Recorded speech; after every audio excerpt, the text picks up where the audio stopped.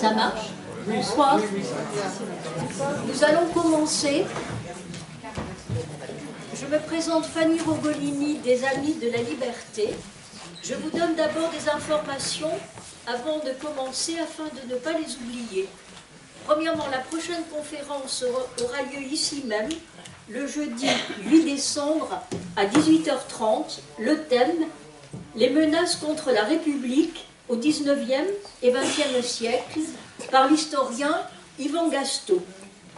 Ensuite, le 26 novembre, ce samedi, à 17h, Teresa Massarelli présentera son livre « Le ciel sombre de Kaboul », 18 rue François Guizol à Nice, tout près d'ici, au port.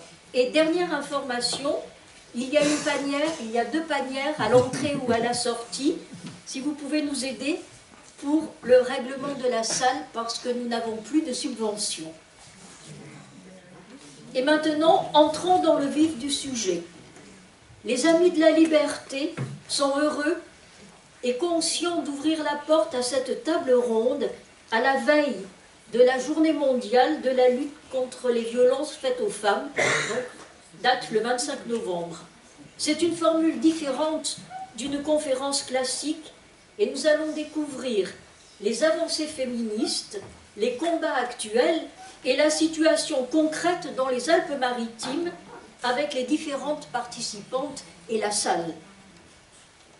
Pour moi, cette journée doit s'accompagner de la lutte contre l'invisibilisation des femmes, le continent noir, selon l'historienne Michèle Perrault, spécialiste de l'histoire des femmes, et de l'importance de la prise de parole des femmes et pour les femmes, en quelque lieu et en quelque objet que ce soit.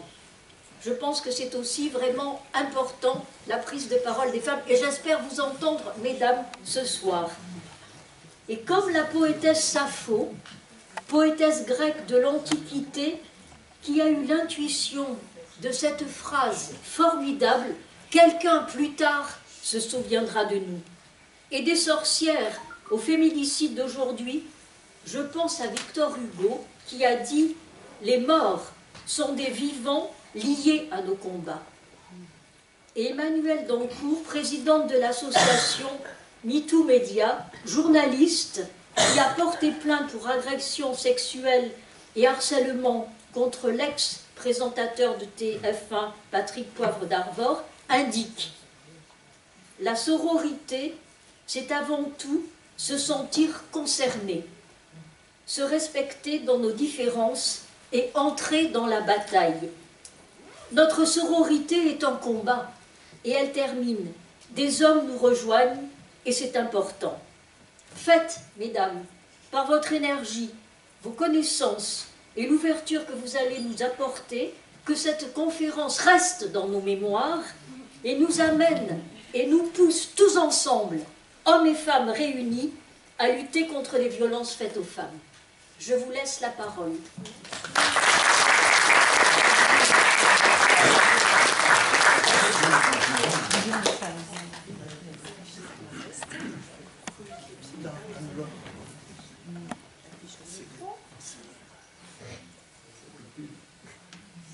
Je suis capable de parler comme ça en même temps. Non, mais on est en violence. Voilà, c'est bon. Bon, bah déjà, merci à toutes et à tous d'être là. Il y a beaucoup de monde ce soir. Donc, je me présente, je suis Anne-Laure Chintron, je suis militante depuis longtemps dans des collectifs, dans des associations. Et puis, j'ai rejoint un mouvement politique en 2017.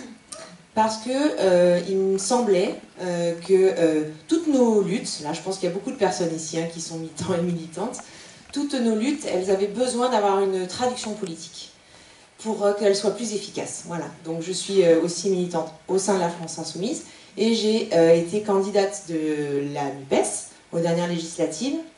Et dans le cadre des élections, on avait proposé une réunion publique sur la thématique des violences faites aux femmes, parce que ça nous paraissait important que ce ne soit pas un sujet qui soit écarté des campagnes, particulièrement dans notre région. Pourquoi aujourd'hui? Évidemment, nous sommes à la veille du 25 novembre. Ce qui est intéressant, c'est que le titre, en fait, de cette journée de demain, elle change, vous savez, selon les années. Et cette année, vraiment, les mots sont précis. En fait, c'est la journée pour l'élimination des violences faites aux femmes. Et vous voyez, on avait eu contre les violences faites pour la lutte. Et là, on est vraiment sur l'élimination. Peut-être que l'année prochaine, on sera sur l'éradication. Allons-y. Mais les mots sont importants. Voilà, donc je voulais préciser. Et puis, donc je me suis un petit peu renseignée quand même, parce que pour nous, le 25 novembre, le 8 mars et le 25 novembre, ce sont deux dates absolument fondamentales et fondatrices des mouvements féministes.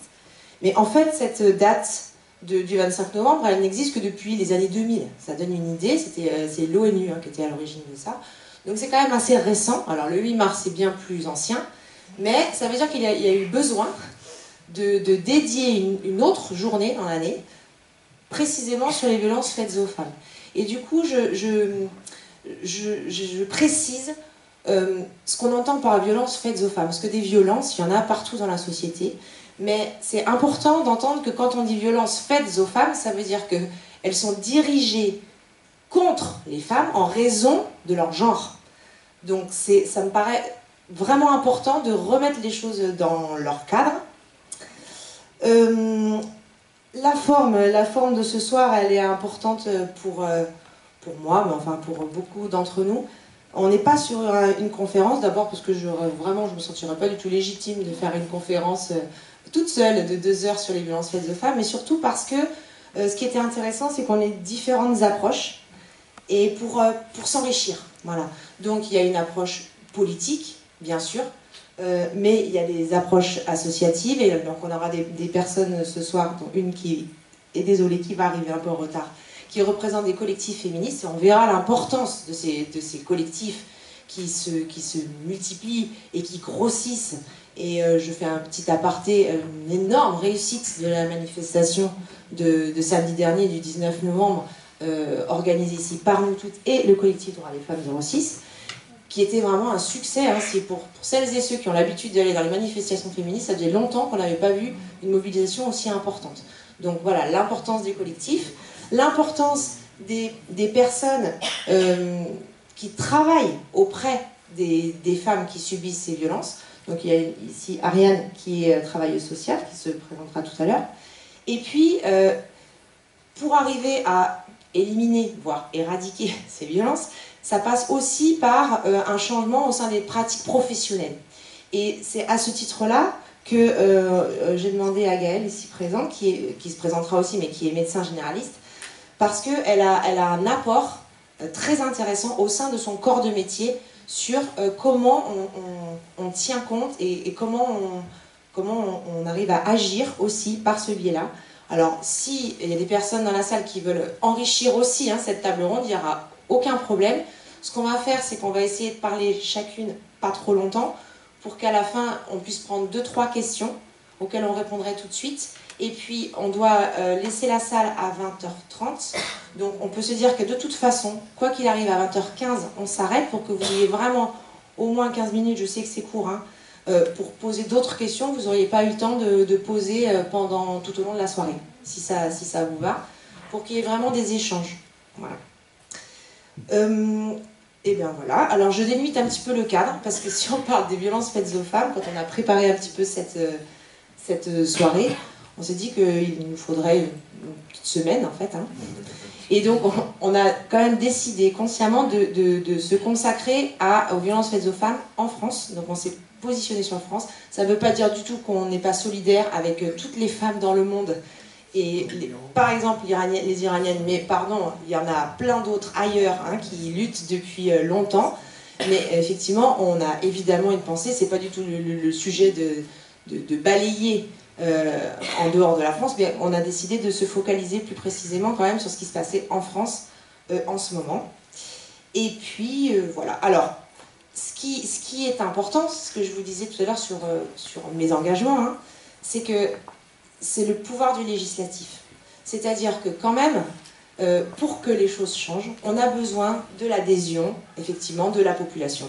Mais on a besoin, à un moment, que des décisions soient prises, que des choses rentrent dans le cadre de la loi, pour que, au moins, on puisse s'y référer, et puis que les progrès avancent. Voilà.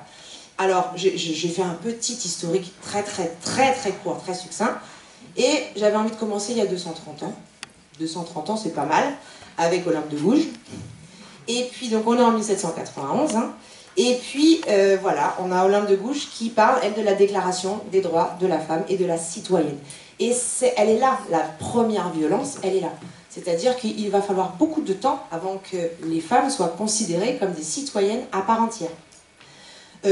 D'autres dates, vous voyez, on arrive tout de suite de 1791, je passe à 1946, c'est-à-dire on attendra quand même la fin de la Deuxième Guerre mondiale pour la reconnaissance d'une certaine citoyenneté qui est quand même celle du droit de vote. Donc, vous voyez le temps qui est passé. 20 ans de plus pour l'autonomie financière des femmes. Hein, puis l'autorité parentale conjointe, après, vous voyez. Et puis encore 20 ans pour l'égalité professionnelle. Je parle dans la loi, hein, après on parlera des faits, mais dans la loi. Je suis vraiment sur le cadre législatif. Et puis les années 2000 pour les lois sur la parité. Vous voyez, donc c'est pour vous dire le chemin parcouru et à parcourir. J'en parlais tout à l'heure, la journée du 8 mars, là, c'est 1982. Donc c'est pas quand même voilà, c'est pas si loin, c'est ça que je voulais dire. Donc elle est là. La première violence, c'est le fait que les femmes, pendant très longtemps, même légalement, n'ont pas été reconnues comme des citoyennes à part entière. En tout cas, pas comme les égales des hommes. Bon. Et puis, si on parle de violence, là, on ne pouvait pas passer sous silence cette violence qui est l'impossibilité de disposer de son corps. Voilà, ça c'est vraiment typiquement féminin. Hein. On a eu les problèmes de la contraception, l'IVG, tout ça c'est des combats qui ont été gagnés. C'est pareil, c'est récent.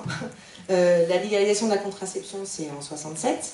Je fais le passage sur le fait que, parce qu'on n'avait personne du planning familial qui était disponible ce soir, mais quand même, parlons-en, hein. C'est-à-dire que le planning familial c'était en 1960.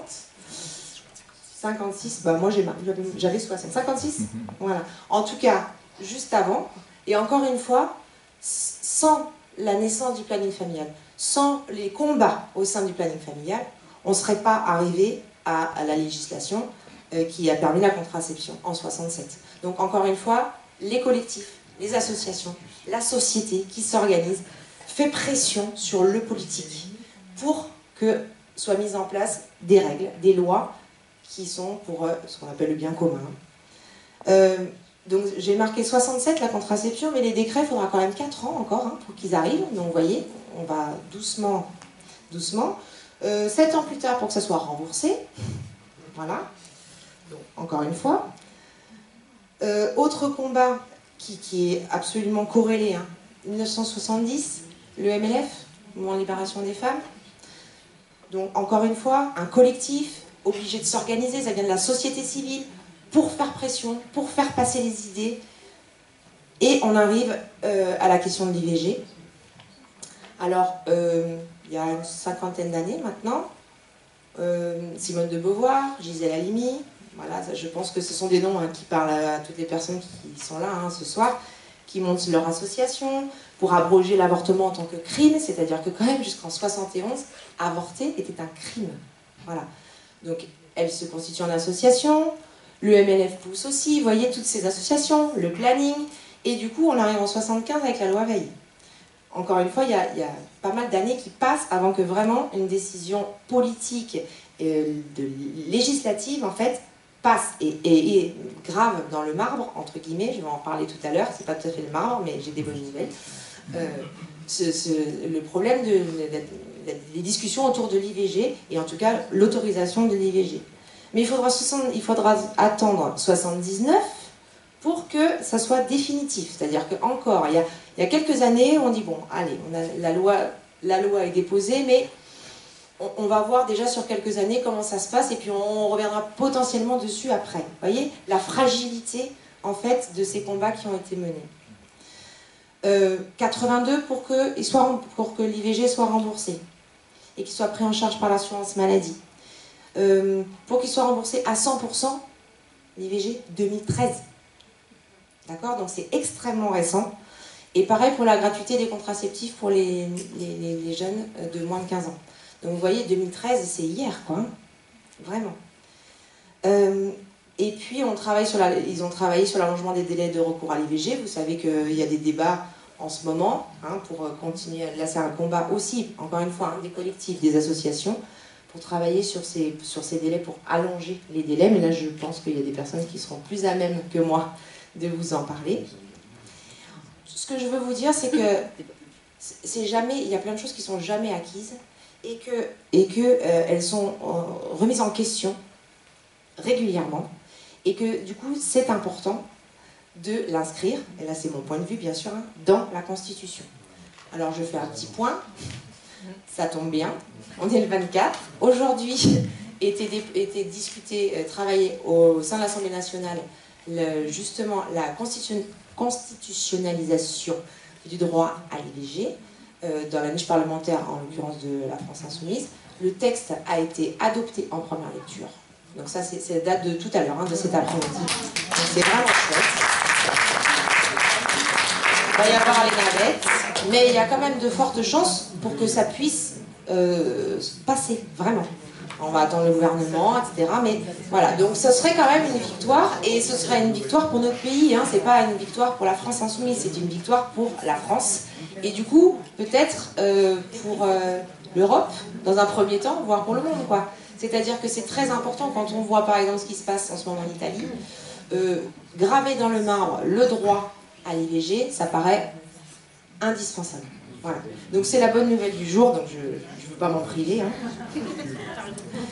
Et pour pas faire trop long, alors je laisserai beaucoup plus parler Alexia dès qu'elle sera arrivée, mais bien sûr, on ne peut pas ne pas parler de violence, on parler des violences physiques, des violences conjugales, intrafamiliales, on leur donne différents noms et chaque mot a son importance. Mais si j'explique tout, du coup, elles auront moins de choses à dire. Donc, bien sûr, c'est très important. Simplement, quand même, 2-3 choses qui sont hallucinantes. Hein. Alors, peut-être que, je vous dis, beaucoup d'entre vous le savent, mais les plus jeunes le savent moins.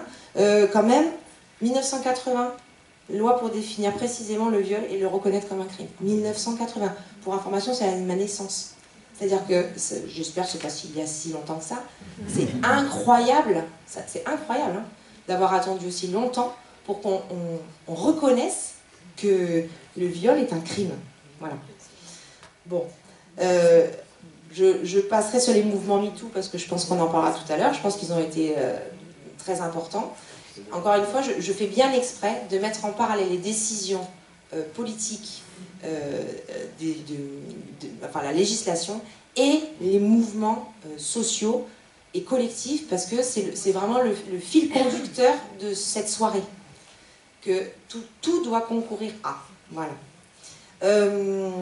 Sur les violences conjugales, le premier plan de lutte, c'était en 2005 seulement. Voilà. Donc, encore une fois, c'est très très récent. Là, je crois que le 5e plan a fini en 2019. Donc voilà, il y a des plans. Alors il y a des choses très positives là-dedans, hein. Je pense qu'on va en parler. Il y a le 3919, je redis, le 3919, c'est le numéro qu'il faut appeler si on subit des violences.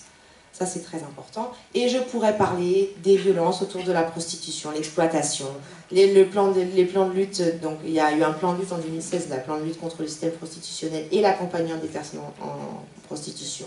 On peut parler du mariage forcé, on peut parler des femmes en exil, et je pense que Marine nous en touchera un mot. Il y a énormément de sujets qu'on peut aborder, mais je ne vais pas tout aborder moi. Et une petite conclusion, je l'ai noté.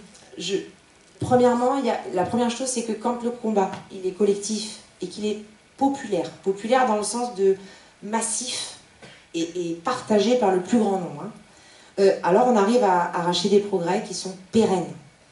Alors, qu'il faut graver dans le marbre le plus possible, mais en tout cas c'est pérenne. Un des exemples que j'avais aussi, c'était le combat sur l'endométriose, dont vous avez beaucoup entendu parler, j'espère, qui a été reconnu comme une affection longue durée et qui a été gagné en janvier 2022, donc ça fait même pas un an. Voilà. Ça aussi, encore voilà une grande avancée, hein, je pense.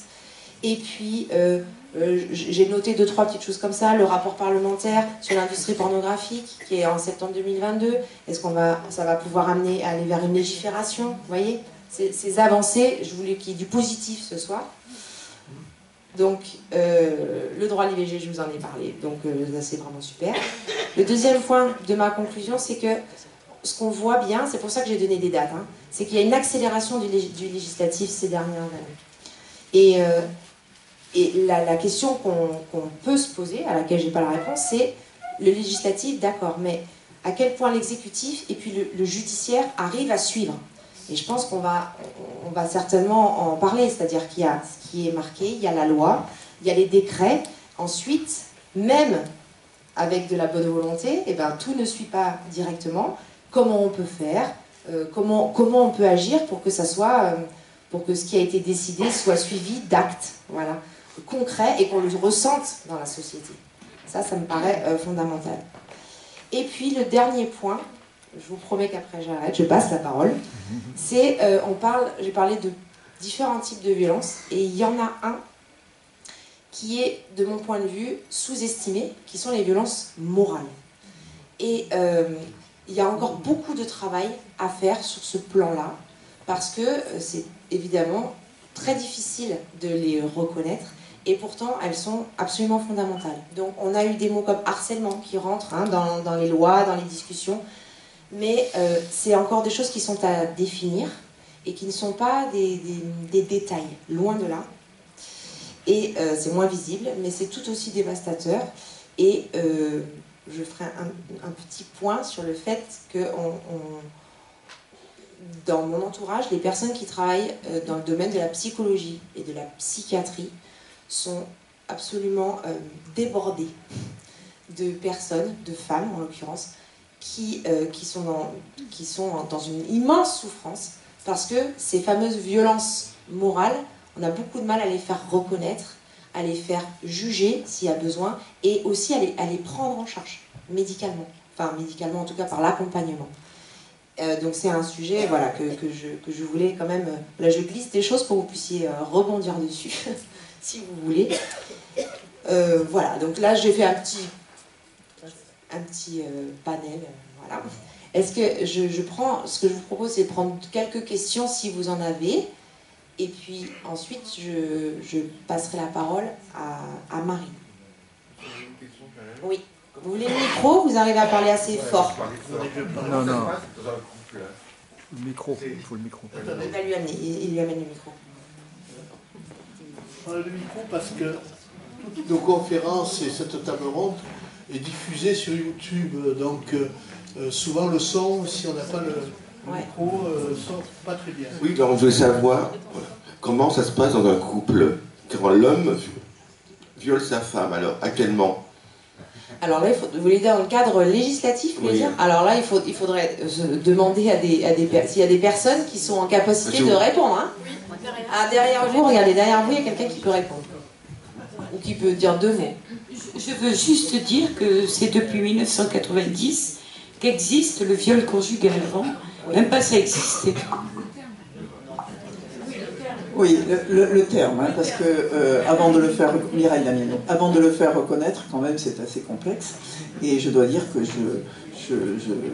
je suis heureuse de vous dire qu'il y a une de mes consoeurs de Rennes qui est la première à avoir fait valoir un viol conjugal. Mais ceci dit, non seulement c'est extrêmement difficile parce que c'est un problème de probatoire, hein, bien sûr, mais en même temps, par rapport à ce que vous avez dit sur le viol et le crime, bon, le crime, c'est une définition légale.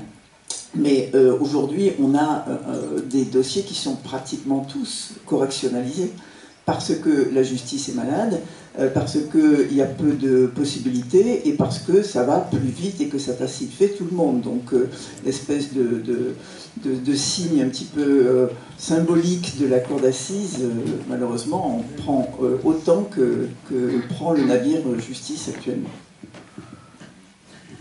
Merci Mireille. Mireille Damiano, avocate, qui est toujours à côté de la défense. Bonjour, alors moi je suis Marine Roche, je suis assistante sociale, il se trouve que je suis intervenante sociale en gendarmerie, donc mon quotidien c'est de recevoir des victimes notamment de violences conjugales, et je rejoins complètement ce que vient de dire madame, c'est-à-dire que la difficulté aujourd'hui c'est reconnu et c'est écrit dans le code pénal, mais après c'est une autre chose, vu que c'est souvent du huis clos, qui est des preuves suffisantes pour que le mis en cause soit condamné. Voilà. Merci. D'autres personnes? Mais le devoir de la femme, c'est d'être avec son mari. Donc c'est pour ça. Non mais je dis ça dans la main. Oui, Non mais donc c'est ça qu'on va savoir dans la loi quand ça sera.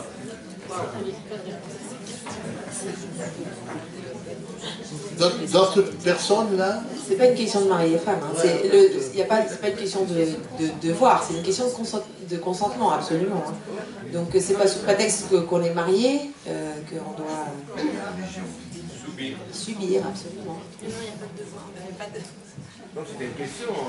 Bah, la réponse vous convient, c'est bon? Voilà. Ça s'appelle le devoir conjugal. Bah oui, voilà. Oui, ça n'existe. Ça n'est plus. Voilà, ça n'est plus. Voilà. Le devoir conjugal, c'est juste sexiste. Une autre question peut-être ou je passe la parole? C'est bon? C'est bon. Alors je vais donner la parole à Marine qui va se présenter. C'est bon? Oui. Bonsoir, bienvenue Alexia. Merci. Qui est enfin arrivée, la pauvre. Du coup, peut-être pour me situer, moi je m'appelle Marine, j'ai 23 ans, je sors tout juste de mes études. Pas assez fort? Un peu mieux là. Et du coup, je vais vous parler des violences sexistes et sexuelles que subissent les femmes en exil. D'où je me situe pour parler de ça. J'ai travaillé pendant presque 3 ans en tant que bénévole chez Habitat et Citoyenneté. Et plus récemment, l'année dernière, j'ai été attachée clinique de recherche pour une recherche qui s'appelle Ainsi d'avis et dont l'objectif était de calculer l'incidence des violences sexuelles sur les femmes demandeuses d'asile en France. C'est-à-dire qu'on a énormément de chiffres sur les pays d'origine, sur le trajet, mais on n'en a pas sur ce qui se passe en France concrètement. Et donc, premièrement, peut-être pour contextualiser mon propos, la question des femmes en migration, pendant très longtemps, elle a été appréhendée dans sa globalité que très récemment, en fait. C'est-à-dire qu'on considérait les femmes en exil dans le cadre familial. On analysait ça juste comme une migration familiale sans aller chercher plus loin. Pourtant, il y a de nombreuses femmes qui quittent leur pays pour des raisons qui sont personnelles, parce que ça correspond à des choix personnels, pour des raisons de travail, parce qu'elles subissaient des violences familiales ou autres. Donc voilà pour le contexte. Et donc, lors de cette étude, l'objectif de cette étude, c'était vraiment de prouver le lien qu'il y a entre le fait d'obtenir un hébergement stable pour une femme en migration et le risque d'être confrontée à des violences sexuelles. Donc cette étude aujourd'hui, elle est finie, elle va être publiée le mois prochain dans The Lancet et les chiffres sont extrêmement clairs. Une femme qui n'a pas d'hébergement longue durée quand elle arrive en France, elle a 8 fois plus de risques d'être confrontée, d'être abusée sexuellement, de subir une agression sexuelle ou un viol.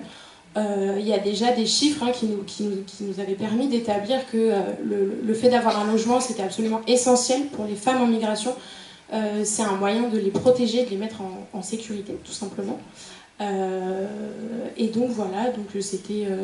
L'étude, elle est claire. Moi, mon objectif, ça a été vraiment ce soir de donner les chiffres et puis surtout de bien apporter l'attention sur les femmes en exil qui sont qu'on voit pas forcément, mais qui sont présentes absolument partout et qui, en raison de leur extrême précarité, subissent des violences sexuelles de manière bien plus importante.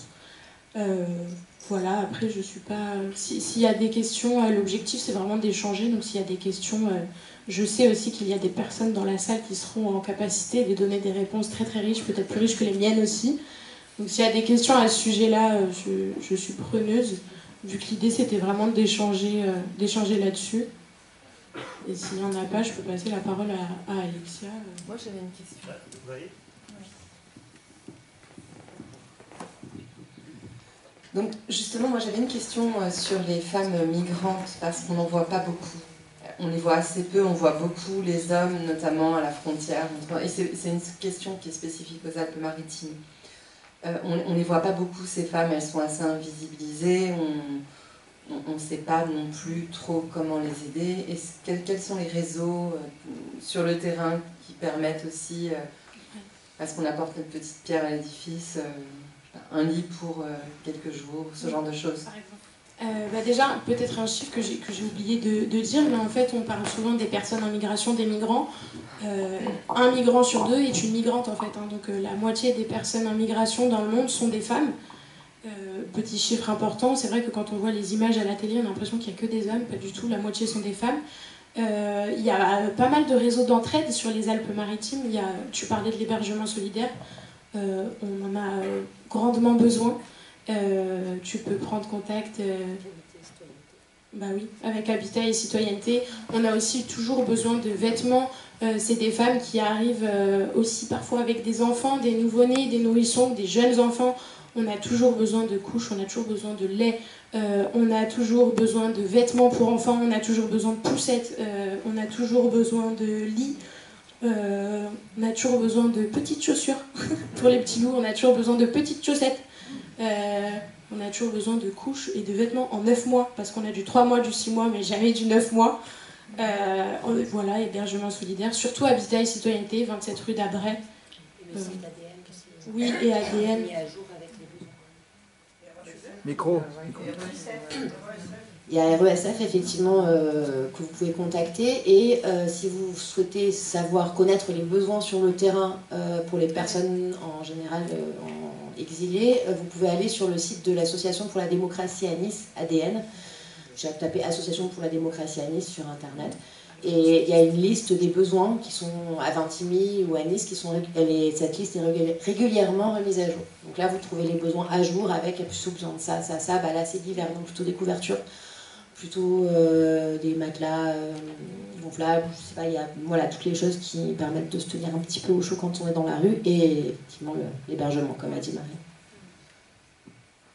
Oui, l'hébergement, on en a toujours besoin. Oui, l'hébergement, vraiment, petit appel à l'hébergement solidaire, même si c'est 2 nuits, même si c'est 3 nuits, même si c'est 1 nuit, c'est toujours ça de prix, on en a toujours besoin. C'est un besoin qui est quotidien. Donc, bien sûr, s'il y a des personnes qui sont volontaires pour héberger, même si je sais qu'il y en a déjà qui hébergent dans la salle, on est toujours preneurs et preneuses.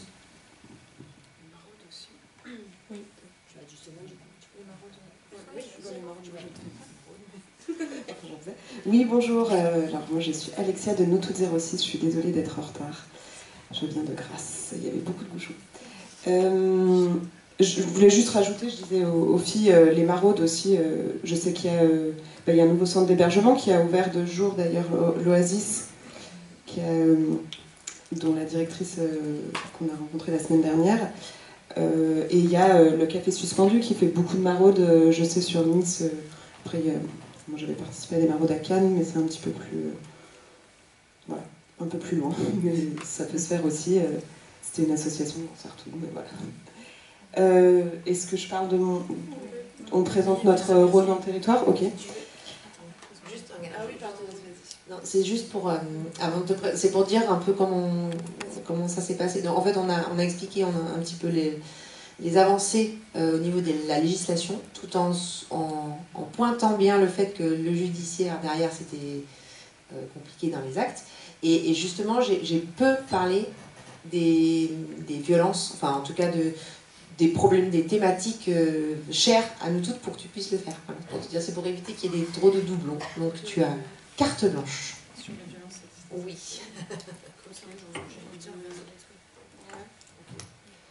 Les chiffres. Nous on travaille, donc je vais présenter le collectif Nous Toutes National, que vous connaissez peut-être. C'est un collectif de lutte contre les violences sexistes et sexuelles, par notamment des actions de visibilisation, de prévention et de communication, et notamment grâce aux réseaux sociaux, au travers des réseaux sociaux. On a des comptes pour différents départements, enfin on a le réseau national et ensuite des comptes répartis par département. Donc nous dans le 06, on est Nous Toutes 06, on existe depuis 2018 et on a et on agit depuis ce moment-là. Moi j'ai repris il y a 2 ans et on travaille sur différents types d'actions, surtout axés sur les jeunes adultes. On intervient beaucoup dans les lycées sur le sujet des violences sexuelles et du consentement, de la sensibilisation. Et l'idée, c'est aussi que, on intervient dans les festivals, dans des safe zones, en collaboration avec le planning familial et le CIDFF, pour, en fait, l'objectif de notre collectif dans le 06, je pense, c'est vraiment d'être une porte d'entrée sur ce que c'est le féminisme, ce que c'est les violences sexuelles, et d'apporter de l'info, en fait, d'apporter de l'info à des jeunes qui se posent des questions sur ce qu'ils sont en train de vivre ou ce qu'ils sont en train de vivre, sur ce que peuvent vivre certains ou certaines de leurs proches. Et aussi sur des dysfonctionnements qui arrivent dans des établissements, dans des structures scolaires, dans des structures pénales. On a des victimes du coup qu'on rencontre et qui viennent pour qu'on justement on travaille pour la mise en lumière de certains dysfonctionnements de la justice. Et en fait l'idée c'est que nous on est vraiment une porte d'entrée parce qu'on n'est toutes pas professionnelles, tous et toutes pas professionnels. On est une porte d'entrée pour que les personnes qui rencontrent des difficultés puissent ensuite avoir accès à des services de personnes qui travaillent vraiment dans la lutte dans la protection des victimes, et aussi pour mettre en place, typiquement on a des personnes des étudiants qui viennent nous dire dans mon établissement scolaire, dans ma fac, il y a des problématiques, il y a une élection de Miss Chaudière tous les ans, je le vis très mal. Comment est-ce qu'on peut faire? Donc nous, voilà, on contacte les doyens et on travaille avec les administratifs, les services administratifs pour, en collaboration avec le planning familial, le CIDFF, essayer de former les équipes à ce sujet-là. Donc voilà, dans les lycées, dans les festivals, on travaille avec des grosses boîtes de production dans lesquelles il y a énormément de travail à faire. Et c'est tout petit, hein, c'est vraiment les prémices d'essayer de... En fait, il faudrait le faire dans énormément de structures, mais là, l'idée, c'est que vu qu'on a une certaine visibilité, je pense que c'est vraiment l'intérêt d'avoir cette porte d'accès où nous, après, on travaille notre réseau pour donner des contacts et vraiment travailler plus profondément sur le sujet. Faire un point sur la situation. Sur les assos, sur les chiffres. Oui. Alors, aujourd'hui, en France, on est à 94 000 viols par an. On est à une femme victime de harcèlement sexuel au travail une femme sur 3 a été victime de harcèlement sexuel au travail. On a une plainte pour viol sur 10 qui n'est pas jugée en cour d'assises. Donc ça c'est plutôt des chiffres de dysfonctionnement de la justice. On observe énormément de dysfonctionnement de la justice. On a beaucoup de victimes qui viennent nous consulter pour justement médiatiser des affaires. Il y a beaucoup d'affaires beaucoup de victimes qui veulent médiatiser pour mettre en lumière justement ces dysfonctionnements-là, que ce soit des structures sociales d'aide, que ce soit des gendarmes, que ce soit des psychologues qui sont absolument pas formés, qui se retrouvent dans le parcours de victimes, d'ex-victimes de violences, qui ont quitté, qui ont réussi à fuir, et qui disent des choses complètement aberrantes.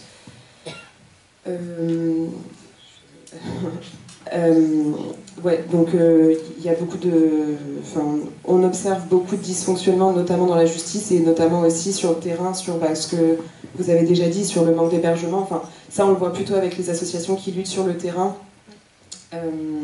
chose que nous on fait pas exactement, on fait pas de prise en charge, mais on sait qu'il y a des manques d'hébergement, notamment au niveau local, des comportements de policiers et de policières qui interviennent dans les logements des victimes. Ça je le vois par rapport à l'association On Bouge, Une Voix pour Elle, qui a un programme de déménagement solidaire dans le 06 et qui vient aider à reloger les victimes de violences au travers de déménagements solidaires, et qui se retrouvent avec des forces de l'ordre dans les appartements qui ont un comportement complètement inapproprié et extrêmement violent. Je veux dire, voilà, ça c'est des choses qu'on entend beaucoup. Des mauvaises prises en charge, des plaintes qui sont absolument pas acceptées, encore la semaine dernière, des mains courantes, on veut forcer la victime à déposer une main courante. Ça c'est des choses qu'on entend beaucoup, et aussi de la dévalorisation des victimes dès le commissariat. Ça c'est clair que c'est quelque chose qu'on entend énormément, et c'est pour ça que l'idée aussi c'est qu'au sein du collectif national il y a vraiment des créations de postes pour visibiliser ça énormément sur les réseaux sociaux. Il y a une grosse visibilité des réseaux sociaux de nous toutes, et l'idée c'est vraiment de montrer ça, de montrer ces dysfonctionnements au travers d'explications assez simples sur déjà qu'est-ce que c'est les termes, qu'est-ce que c'est les différents types de violences, quelles sont les peines encourues, qu'est-ce que vous avez le droit de faire suite à ce que vous avez vécu et qu'est-ce que vous avez le droit de... Enfin, qu'est-ce que vous devriez avoir... Enfin, comment on devrait punir votre agresseur et du coup, qu'est-ce qu'on observe réellement dans la réalité et souvent, c'est extrêmement différent de ce que ça devrait être en théorie. Donc, voilà, nous, on travaille là-dessus, on réoriente les victimes, on fait de la communication et de la prévention. On fait aussi de la prévention via des actions. Il y a beaucoup d'actions, nous toutes un petit peu coup de poing. Pardon pour le terme qui n'est pas très très adapté. Mais on avait une opération sac à pain contre les violences où du coup on a distribué des sacs à pain dans les boulangeries du département, des sacs à pain sur lesquels il y avait un violentomètre. Un violentomètre, c'est un outil très utile pour détecter les violences au sein du couple, puisque c'est un baromètre avec des zones rouges et vertes, avec des exemples de ce que peut vivre une victime au sein de son couple. Et du coup, ça alerte dans quelle zone est-ce que tu te situes, un baromètre et des numéros d'aide d'urgence au dos du sac à pain. Et du coup, ces sacs à pain, on en a distribué dans énormément de boulangeries du département. Et là, l'idée aussi, et c'est pour ça qu'on a toujours besoin d'avoir plus de monde, ça c'est vraiment un de nos pôles d'action qui n'existe plus trop, c'est vraiment de mettre en place des partenariats avec les mairies pour que les mairies financent ces sacs à pain pour les boulangeries du département et que du coup ce soit une action pérenne et que dans la boulangerie, n'importe quelle boulangerie, bon, pas toutes les boulangeries malheureusement on en est loin, mais dans quelques boulangeries en tout cas, qu'on ait des sacs à pain contre les violences qui soient imprimés tout le temps et qui soient distribués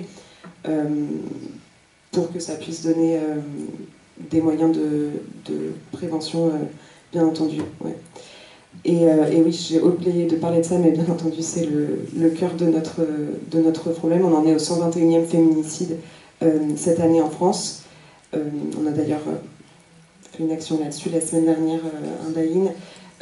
Et ça, du coup, c'est un chiffre qui ne baisse pas d'année en année, pas du tout, qui ne baisse pas dans les Alpes-Maritimes, qui ne baisse pas au niveau national, malheureusement. Bon, bah, ça, c'est clair que, Macron avait fait la cause, avait dit que c'était la cause... une cause majeure de son quinquennat et on n'observe absolument aucune différence depuis le début de... Et on attend bien entendu les 2 milliards, ce qui représente 0,1% du PIB.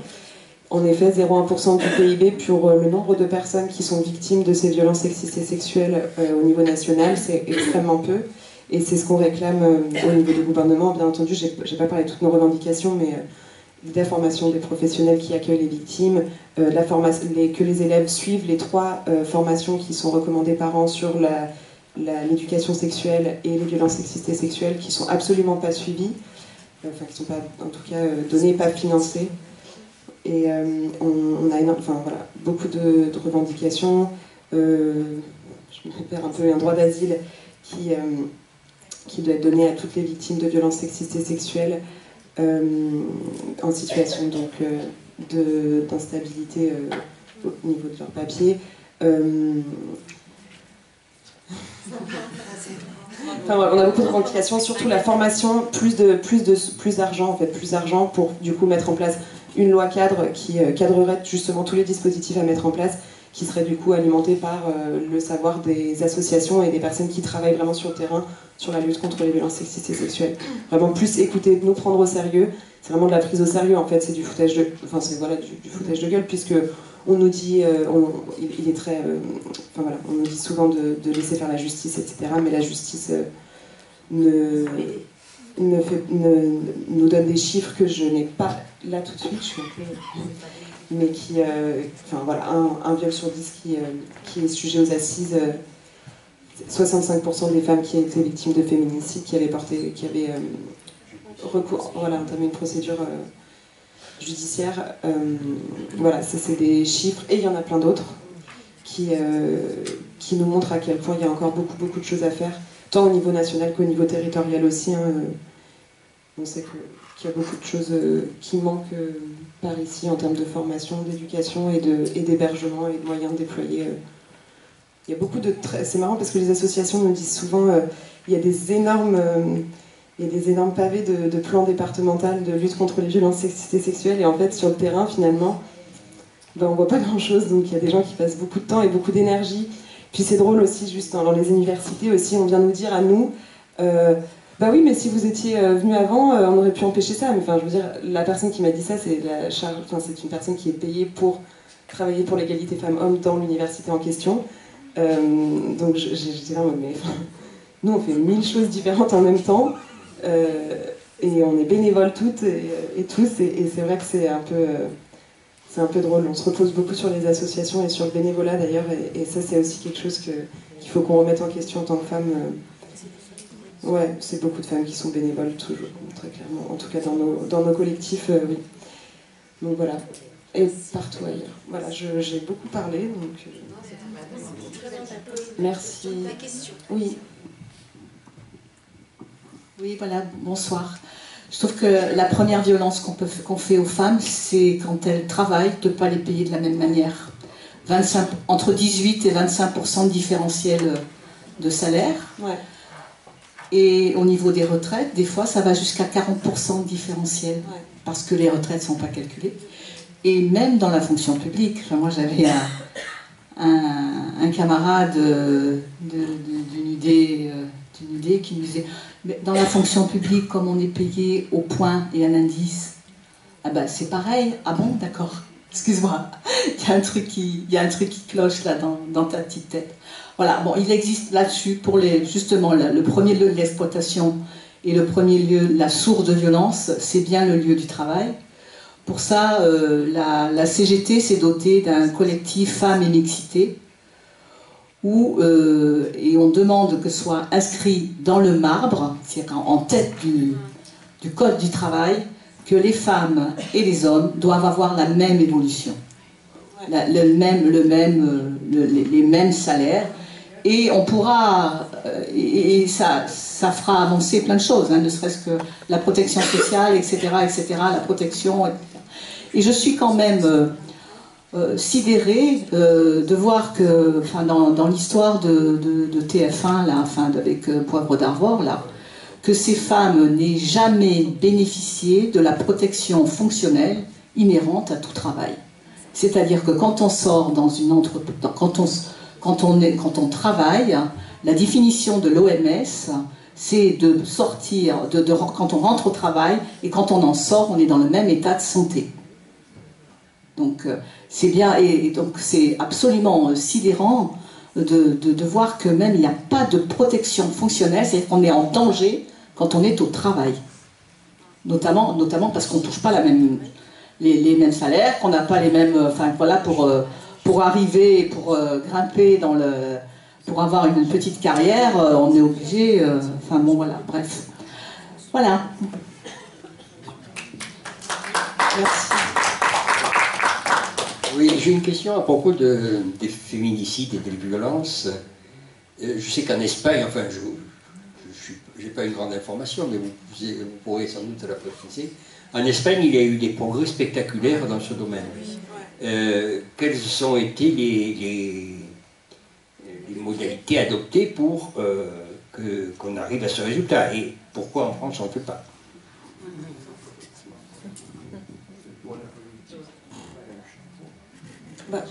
Il y a Mireille qui veut répondre. En Espagne. En attendant.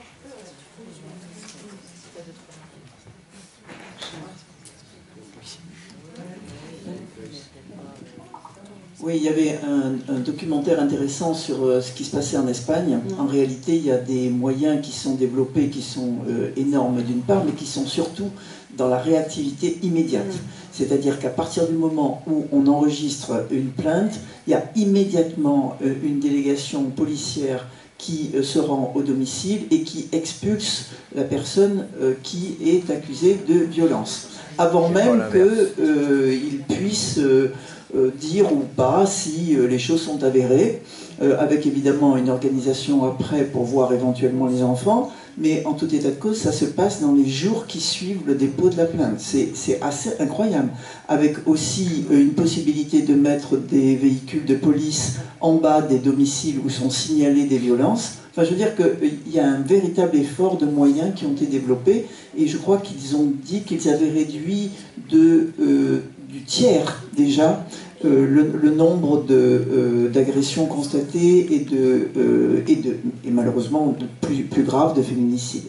Donc on voit bien qu'en dehors de la volonté politique qui est fondamentale, il y a aussi le fait qu'on consacre des moyens. Vous avez parlé de 2 milliards. Je dis juste en passant que budgétairement, on a alloué 14 milliards aux forces de police. Hein, bon, voilà.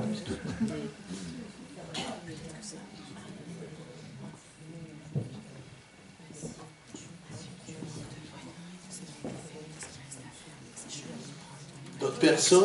C'est clair que la question des délais, elle est complètement... Enfin, c'est le point central de... Parce qu'il arrive très souvent que justement, avant un féminicide, on soit allé à la police quelques jours avant, ou alors une semaine avant, ou alors même quelques mois avant, en fait. Et les délais sont tellement longs. Et... Ouais, et même... Bah, oui. Ah oui, c'était... Ouais, tout à fait. Peut-être pour exprimer à quel point la réactivité est extrêmement importante. Sur les Alpes-Maritimes, à Nice, on a un exemple très concret. En début d'année, Johanna, maman de 3 enfants, qui a porté plainte à 11 reprises contre son conjoint pour des violences conjugales, appelle sa sœur qui habite à Paris parce qu'elle se fait encore une fois taper dessus. Sa sœur appelle la police met 2 heures à arriver. La police finit par arriver, embarque le conjoint de Johanna qui effectivement était en train de lui taper dessus, elle était en sang. La police laisse Johanna et ses 3 enfants au domicile, le conjoint fait 10 heures de garde à vue. Le conjoint ressort, la police ne prévient pas Johanna, qui est à son domicile avec ses 3 enfants. Le conjoint rentre, tabasse Johanna. Johanna, elle a 40 points de suture au visage, elle est encore en clinique de réadaptation. C'est son fils de 3 ans qui a appelé les urgences. Donc la réactivité, elle est essentielle. C'est ce qui protège les femmes aujourd'hui. Rendez-vous compte, on est venu interpeller un conjoint en pleine scène de violence conjugale. Il a passé 10 heures en garde à vue, on l'a laissé ressortir. Personne n'a pensé, ne serait-ce qu'à prévenir Johanna. Ne serait-ce qu'à la prévenir. C'est son fils de 3 ans qui a appelé les secours. C'est pas un problème de réactivité, c'est de la stupidité, du désintérêt. Mais c'est aussi un manque de formation, je suis bien évidemment, mais c'est aussi un manque de formation parce que c'est des réflexes aussi qu'il faut qu'on ait en tête. Et je suis persuadée qu'aujourd'hui, les policiers qui n'ont pas appelé s'en voudront toute leur vie et ne recommettront plus jamais cette erreur. Mais il y a un vrai problème de manque de formation, il y a un vrai problème de moyens aussi. Et peut-être que ça, Ariane pourra nous en parler. Je fais la transition, je te plutôt relâche là. Mais Ariane, je suis sûre que tu as plein de choses à nous dire sur la prise en charge des femmes, des enfants. Alors, plein, je sais pas. Moi, je suis Ariane, je suis éducatrice de jeunes enfants, donc travailleuse sociale. Et je travaille avec des femmes et des enfants victimes de violences, des femmes victimes de violences avec leurs enfants qui sont ou pas victimes de violences directes. Éducatrice de jeunes enfants, pour faire très bref, on s'occupe des mamans ou des papas. Bon là en l'occurrence il n'y en a pas, mais enfin il n'y en a pas présent. Mais on s'occupe de la parentalité, on s'occupe de l'enfant et on s'occupe du réseau partenarial autour de l'enfant et de la famille. Voilà, pour situer un peu mon métier. Et là, je travaille avec donc des femmes et enfants victimes de violences. Alors moi, je peux constater des plus et des moins. Dans les plus, il y a depuis quelques temps, il y a plus de sous, il y a plus d'hébergement. Il y a un petit peu plus de formation aussi, au niveau de la police notamment. Il y a plus de... Comment dire? Oui, il y a plus de budget qui est alloué à ce genre de choses. Bon, c'est bien. Par contre, il manque du budget. Parce qu'on nous en donne un peu, mais c'est largement pas assez. Il manque du budget, il manque des hébergements. Les hébergements, c'est la clé en fait. C'est vraiment la clé pour les femmes pour sortir d'une relation de violence. Il faut qu'elles puissent être hébergées, il faut qu'elles puissent s'échapper, sachant l'éviction du conjoint n'est largement pas systématique. Donc ces femmes, il faut bien que quand elles se séparent, elles puissent avoir un endroit où aller avec leurs enfants quand elles en ont. Donc des centres d'hébergement, il en faudrait beaucoup plus que ce qu'il existe aujourd'hui. Et puis il faudrait du budget aussi pour pouvoir procurer à ces femmes une certaine autonomie financière, parce que le problème des femmes, c'est que, le problème dans ces situations-là, c'est que souvent, soit les femmes ne travaillent pas, soit elles travaillent mais elles ont un salaire, comme on le sait, qui est pas mirobolant. Et du coup, si elles quittent leur mari, il y en a beaucoup qui restent avec leur mari violent parce qu'elles ne peuvent pas partir. Parce que si elles partent, déjà elles ne savent pas où aller, et puis elles ne peuvent pas forcément prendre un appartement, parce qu'il faut des fiches de paie, il faut je ne sais pas combien de garanties qu'elles n'ont pas forcément. Et puis il faut pouvoir subvenir aux besoins de la famille, et ça, elles ne le peuvent pas toujours. Donc il y en a qui choisissent, malgré, hein, évidemment, mais elles choisissent de rester avec un mari violent. Enfin, c'est pas un choix, mais elles ont justement pas le choix. Donc une autonomie financière. Donc la mise à l'abri et l'autonomie financière, j'en profite pour dire que pour donc le 3919 pour les violences, ça je pense que tout le monde le sait, si une femme quitte son mari violent et qu'elle a besoin d'un hébergement, c'est le 115 qu'il faut faire, c'est le SAMU social, enfin c'est le 115, voilà. On appelle le 115, on dit j'ai quitté, on explique sa situation et on dit j'ai besoin d'un hébergement, et c'est le 115 qui va après orienter cette femme dans un hébergement qui va lui correspondre, ou en hôtel, mais en tout cas c'est le 115 qui s'en occupe. Le besoin de formation, moi par exemple, j'ai fait 3 ans de formation pour être éducatrice de jeunes enfants. J'ai dû avoir 2 heures sur les violences faites aux femmes sur 3 ans. Et quand je dis 2 heures, je suis même pas sûre de les avoir vues. Honnêtement, je m'en rappelle pas. Les violences, ça prend une place énorme dans la société. Bon, il y a tout le sexisme qu'on constate tous les jours dans la société, ça c'est sûr, mais les violences, c'est une grande partie de ça. Comme disait Anne-Laure, il y a les violences morales, il y a la violence psychique, il y a les violences physiques, il y a les violences sexuelles, il y a le harcèlement, enfin il y a tout un tas de violences. Et comme nous, en tant qu'éducatrices de jeunes enfants, on travaille avec des mères, évidemment avec des pères aussi, mais là je suis très branchée mère parce que c'est avec elles que je travaille. On travaille donc avec ces personnes qui sont, sachant qu'une femme sur 10, je crois, est victime de violences, elle ou sera ou a été victime de violences conjugales. On a quand même pas mal de risques de rencontrer, et que ça serait bien qu'on soit formé à l'accompagnement et qu'on soit formé aussi. Moi je trouve ça très bien de former sur les chiffres et sur concrètement comment on fait ça. On en a vraiment besoin, parce qu'accompagner une femme victime de violence, c'est accompagner une femme qui est souvent sous emprise, c'est accompagner des enfants, enfin il y a quand même quelque chose de très particulier dans cette situation, et c'est pas anodin, c'est pas une femme comme une autre, aucune femme n'est comme une autre. Mais en tout cas, il y a une situation très particulière, et c'est bien qu'on en sache un petit peu plus là-dessus.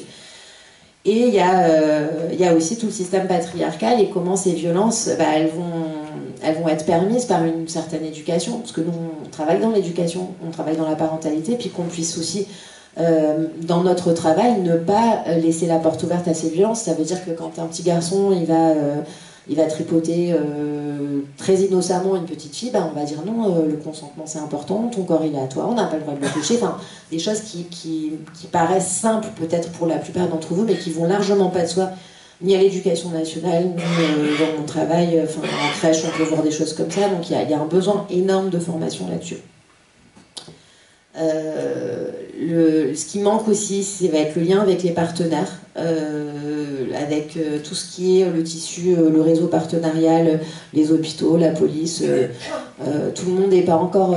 tout ce qui se fait contre les violences faites aux femmes, tous les partenaires qui ont à travailler dans le social, tous les partenaires sociaux, les MSD, les hôpitaux, la police, ne sont pas forcément formés là-dessus, ils ne connaissent pas le réseau, connaissent pas toujours le réseau partenarial, et ils ne savent pas toujours orienter. Donc ça c'est important aussi, c'est encore une fois de la formation. Et puis du soutien psychologique, parce qu'on constate que ces femmes, elles peuvent être détruites, mais elles peuvent être aussi détruites, ça ne veut pas dire qu'on ne peut pas se reconstruire. Et puis elles sont abîmées, dans tous les cas. Elles ont une énorme perte d'estime d'elles-mêmes, mais vraiment moi je le vois tous les jours, c'est terrifiant. Et tout ça, c'est le travail des psychologues avec les femmes victimes de violences, il est fondamental, et il faudrait beaucoup plus de psychologues, beaucoup plus de psy formés, et évidemment une gratuité qui n'existe pas toujours.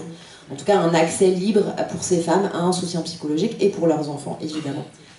Et justement, je parle des enfants, je vais terminer là-dessus. Ce que j'observe, moi, dans mon travail, par rapport aux femmes que je vois, c'est des femmes qui ont plus ou moins le même pattern, je sais pas comment on dit, c'est le même schéma à chaque fois on observe les mêmes choses. C'est des femmes qui arrivent, qui sont choquées, qui sont sidérées, qui sont épuisées, parce qu'elles ont enfin réussi à partir, et il leur a fallu des jours, des semaines, des mois, des années à réussir à le faire. Donc elles sont épuisées, elles sont choquées. Après, souvent, il y a une période de joie comme ça, où elles réalisent qu'elles sont libres, et qu'elles redécouvrent leur liberté, elles redécouvrent leur corps, leur propre choix, leur propre vie. C'est un renouveau. Et après, il y a une forme de sidération où, bon, qu'est-ce que je fais maintenant? Parce que je reconstruis quoi sur quoi, en fait? Voilà, il n'y a plus rien. Il faut que je reconstruise tout. Et ça, c'est compliqué. Ces femmes, elles ont des ressources énormes. Elles vont puiser dedans et elles y arrivent. Et moi, j'ai vu des femmes qui disaient j'ai appris à dire non. Maintenant, je suis capable de dire non. J'ai appris ça. J'ai appris que je valais quelque chose. J'ai appris la sororité aussi. Entre elles, c'est magnifique ce qui se passe. Moi, ça me donne de l'espoir aussi de voir ça qui se passe parce que c'est vraiment magnifique. Et par rapport aux enfants, depuis très très peu de temps, depuis quelques mois je crois, on parle de co-victimes. On ne dit plus les enfants sont témoins des violences conjugales, on dit qu'ils sont co-victimes. Parce qu'on réalise qu'un enfant qui voit, même s'il ne voit pas, parce que moi j'ai eu des mamans qui me disaient oui mais elle dormait, elle ne savait pas. En fait c'est même quand il dort l'enfant, puis déjà il ne dort pas forcément. Donc des enfants qui sentent l'ambiance à la maison, qui sentent l'attention, qui entendent les choses, qui entendent les dialogues, et quel que soit leur âge, ils les intègrent et donc ils les ressentent et il se passe quelque chose. Il y a vraiment un statut de victime qui est très très important à retenir pour les enfants qui sont traumatisés aussi, qui ont un syndrome de post-traumatique quand ils arrivent, quand moi je les rencontre. Et ça c'est très très important à savoir, ce que vivent ces enfants-là, c'est terrible. Et après il y a souvent évidemment des violences intrafamiliales, même contre les enfants. Donc il y a tout un travail de reconstruction à faire, pareil sur l'estime de soi, après aussi ne pas reproduire, ne pas voir des gestes quotidiens, savoir que ces gestes, c'est pas forcément facile pour un enfant quand on lui dit mais ce qu'a fait ton père c'est pas acceptable en fait, parce que c'est ce qu'il a vu toute sa vie et puis c'est compliqué. Donc il y a tout ce travail là à faire et puis c'est un travail aussi de santé parce que l'OMS il explique bien que la santé c'est pas juste la santé physique, c'est le bien-être psychique. Et la notion de bien-être, elle est fondamentale dans la définition de l'OMS. Et que c'est aussi une question de santé, et voire de santé publique. Et en parlant de santé... Oh là là, quel travail.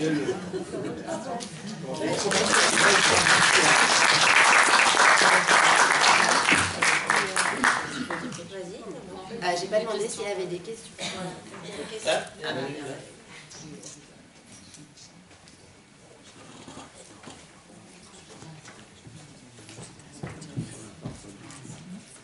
Oui, s'il vous plaît. Est-ce que vous avez des statistiques par rapport à l'âge et la culture des hommes qui sont violents?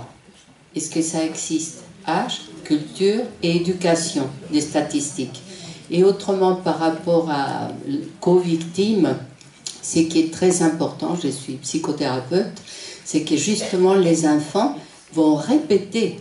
C'est-à-dire, il existe d'ailleurs, le continent noir vient de Freud, pas des Perrault, hein, mais c'est simplement pour corriger cette erreur. Et c'est-à-dire que les co-victimes vont répéter de façon inconsciente, et ces enfants qui ont vu la violence chez ses parents vers père-mère vont inconsciemment répéter plus tard, ou en tant qu'ado. Donc, j'ai remercié énormément Ariane, votre intervention très brillante et riche. Alors, les statistiques, je pense qu'il faut en avoir aussi, parce que ça a à voir avec la culture et l'éducation familiale. Alors, je ne sais pas ce que vous entendez par culture. Moi, ce que je constate, les statistiques nationales, honnêtement, je ne les ai pas. Moi, ce que je constate depuis le temps que je travaille dans ce milieu, et avant de travailler dans ce domaine-là, j'étais militante dans plusieurs associations féministes, donc j'en ai connu beaucoup. Il n'y a pas d'âge, il n'y a pas de culture, il n'y a pas d'origine ethnique, il n'y a pas de... Il y a absolument... Il y a des hommes de toutes classes, enfin, les femmes que je rencontre, c'est toutes les classes sociales, c'est toutes les origines ethniques, c'est... Il n'y a pas de profil type en fait. Il y a des hommes qui... Alors effectivement, on retrouve un terreau dans l'éducation des hommes violents, on retrouve un terreau de violence, effectivement. Que la plupart des hommes qui sont... Enfin, en tout cas, encore une fois, je parle de ma place, hein, je parle pas du tout, je ne donne pas une vérité absolue. Moi, ce que je constate, c'est que souvent on voit des hommes qui ont été eux-mêmes victimes de violences. Et c'est prouvé, voilà. Donc, et en même temps, c'est logique, hein, quand on y réfléchit, ça paraît plutôt sensé. Après, vraiment, il n'y a pas de profil type. C'est pour ça que c'est très dangereux, en fait, parce que On ne peut pas rencontrer un homme et se dire lui il a une bonne tête de violeur. Non, ça marche pas comme ça. Il n'y a pas de, voilà, il y a des princes charmants. Moi j'ai aussi beaucoup de femmes qui me disent, alors pas toutes, hein, pas toutes, mais il y en a beaucoup qui me disent mais il était tellement gentil, mais il était gentil, mais au début c'était tellement bien avec lui. Et elles s'en veulent parce qu'elles auraient dû voir. Mais en fait non, parce qu'on on peut pas rencontrer chaque homme qu'on rencontre, enfin quand je parle de façon très hétéronormée, hein, j'en ai conscience, mais on parle des violences conjugales et généralement c'est quand même homme-femme. On ne peut pas rencontrer, à chaque fois qu'on rencontre un homme, se dire ah là, il faut que je sois aux aguets à chaque seconde, c'est pas possible, on ne peut pas vivre comme ça, donc il faut faire confiance, et puis c'est pas. Enfin, voilà, on se trompe. En tout cas, c'est pas de notre faute, voilà, c'est jamais de notre faute. Et puis, y a des hommes qui jouent très bien, qui savent très bien jouer le jeu, et voilà, malheureusement, il n'y a pas de façon, on ne peut pas prévoir à l'avance. Après, effectivement, je suis d'accord avec vous qu'on voit souvent une répétition, et encore une fois, ça paraît logique parce qu'on reproduit ce qu'on a vécu et ce qu'on a vu. Mais il y a aussi, j'en ai rencontré des enfants qui grandissent en allant dans l'autre sens, c'est-à-dire en se mettant eux-mêmes en position de victime. Et qui, on va avoir des petites filles qui, devenues femmes, vont être beaucoup... je fais très attention parce que c'est jamais la faute des femmes, donc on va jamais chercher la violence. Mais qui vont avoir un profil justement de victimes, entre guillemets, victimes désignées. Donc c'est-à-dire qu'ils vont aller se rapprocher de personnes qui peuvent leur faire du mal. Parce que justement, c'est la place qu'elles ont connue. Donc ça aussi, ces conséquences-là sur le psychisme, c'est très très très important. Et encore une fois, moi, ça me rend folle quand je vois à quel point on s'en fout, en fait. Enfin, je dis on, c'est pas... Apparemment pas vous, mais comment la société vraiment prend sa part dessus la jambe, alors que les conséquences, elles sont catastrophiques, de la même façon que les personnes exilées, les conséquences sur le psychisme après avoir connu l'exil, les violences sur... Enfin, on se prépare des générations terribles et on fait pas ce qu'il faudrait pour l'empêcher. Et je pourrais en parler des heures, donc j'arrête. Vraiment, très, très simplement, s'il y a quelque chose qui est très très égalitaire dans notre société, c'est les violences au sein du couple. Ça touche toutes les classes sociales, comme ça a été tout à l'heure. C'est prouvé, surprouvé. Ce qui se passe par contre, c'est que, c'est ce qu'on en parlait avec Ariane, c'est que quand ces femmes victimes, celles qu'on voit le plus, c'est souvent celles qui sont dans une rupture, en fait, qui sont le plus dans la misère, parce qu'en fait, celles-ci ne sont pas forcément en capacité d'être hébergées chez des amis, chez de la famille, d'être accompagnées, de pouvoir être suivies psychologiquement, etc. Déménager, changer de travail, partir loin avec les enfants, prendre un appartement seul, etc. Donc c'est vrai qu'il y a un biais là qu'on retrouve très souvent dans nos réflexions, parce qu'effectivement, au sein de telle ou telle association, sont prises en charge, sont accompagnées des personnes qui sont, enfin des femmes en l'occurrence, et leurs enfants, qui sont démunis, voilà, qui ne savent pas vers qui se tourner. Voilà, donc il y a souvent ce biais-là. Voilà. Et les parents et les grands-parents, dans ces cas-là, vous ne savez pas de relais? Justement, comme disait Anne-Laure, en fait, le point commun entre toutes ces femmes, c'est qu'elles n'ont pas de relais. Parce que y a des femmes qui n'ont pas de famille, soit parce qu'elles viennent d'arriver dans la région, soit parce que leur famille il n'y en a pas, parce que leurs parents sont morts et puis qu'elles n'ont pas de frères et sœurs, et puis que l'isolement, c'est quelque chose qui existe. Et encore une fois, toutes les classes sociales, on a des familles isolées qui gagnent vraiment bien leur vie. C'est vraiment c'est ça qui va faire en sorte qu'elles vont se retrouver en centre d'hébergement ou dans des associations qui vont être accompagnées, parce que justement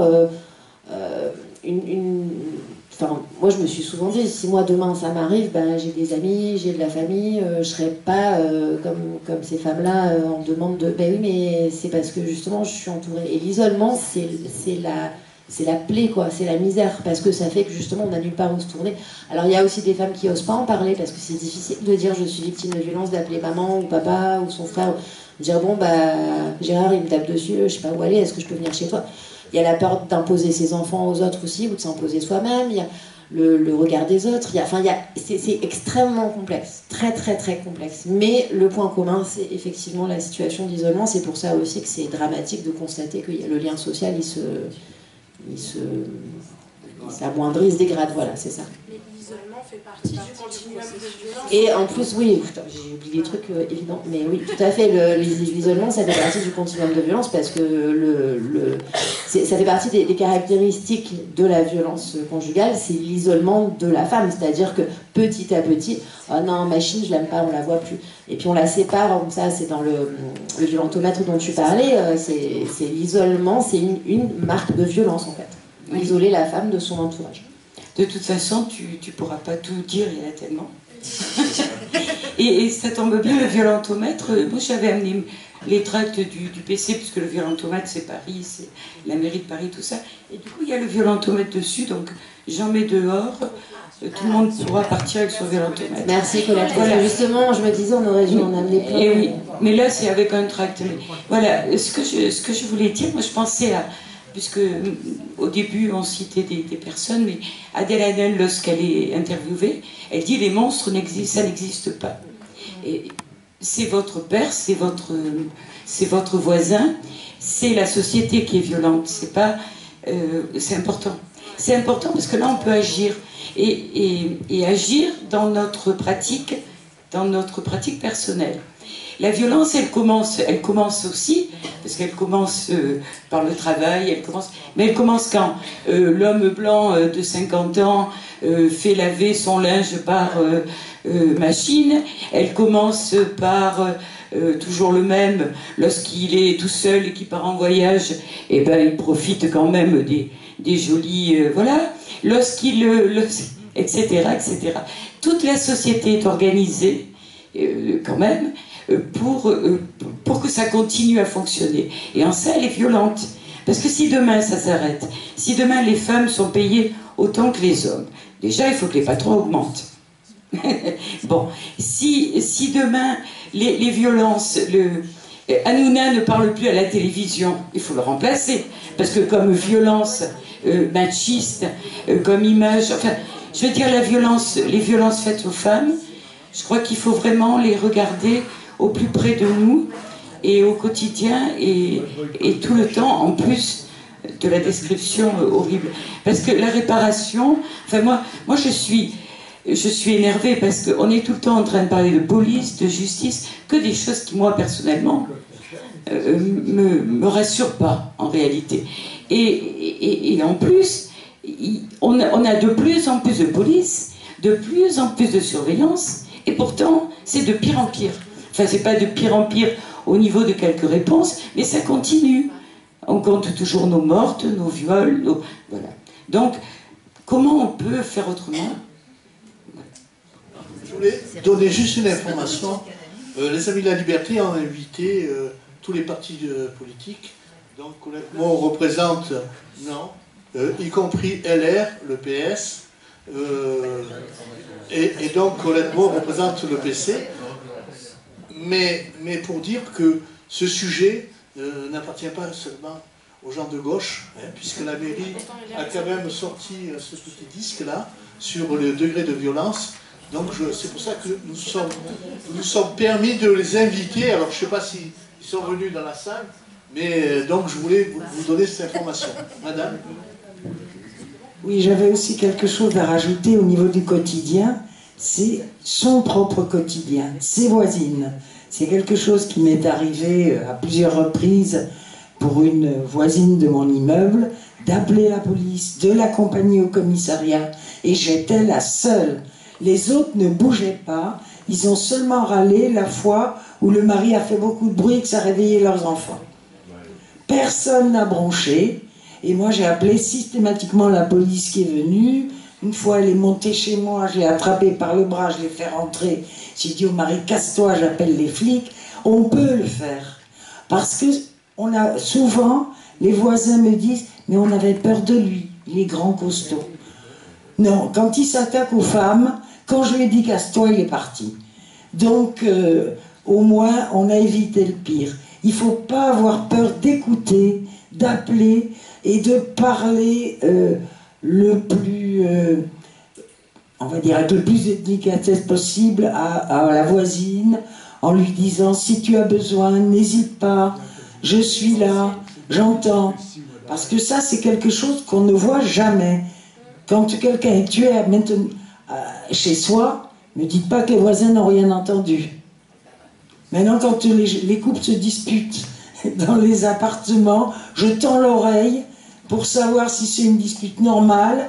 Si j'entends crier au secours, oui, parce que ça existe, si j'entends crier au secours, je tape à la porte et j'appelle les flics immédiatement. C'est devenu un réflexe. Voilà, c'est ce que je voulais dire aussi. Il y avait madame là qui avait demandé. Après il y a Daniel, une main se lever par là. Et alors, 2-3 questions parce que et vous gardez les autres pour après l'intervention de la dernière. Oui, bonsoir. J'avais juste une question concernant l'accompagnement des personnes violentes. Alors, je ne parle pas d'hommes, je parle de personnes violentes dans un couple, pour ne pas être dans la relation genrée. Je ne sais pas. Alors, on sait ce qui se passe dans certains pays, pour ne parler que du Canada, mais où on a pas mal avancé à ce sujet. Est-ce qu'en France, il y a des belles avancées? Et dans les Alpes-Maritimes, est-ce qu'il y a un accompagnement de ces personnes? Merci. Il y a des formations pour les conjoints, ex-conjoints violents qui sont donc souvent des... Enfin là, en l'occurrence, dans ces formations-là, il y a beaucoup d'hommes. Les formations sont extrêmement rapides. C'est des formations de 1 à 3 jours, il me semble. Et c'est souvent, en fait, qui sortent et qui disent... je ressors tranquille, j'ai fait mon truc, et puis ciao. Donc non, pas de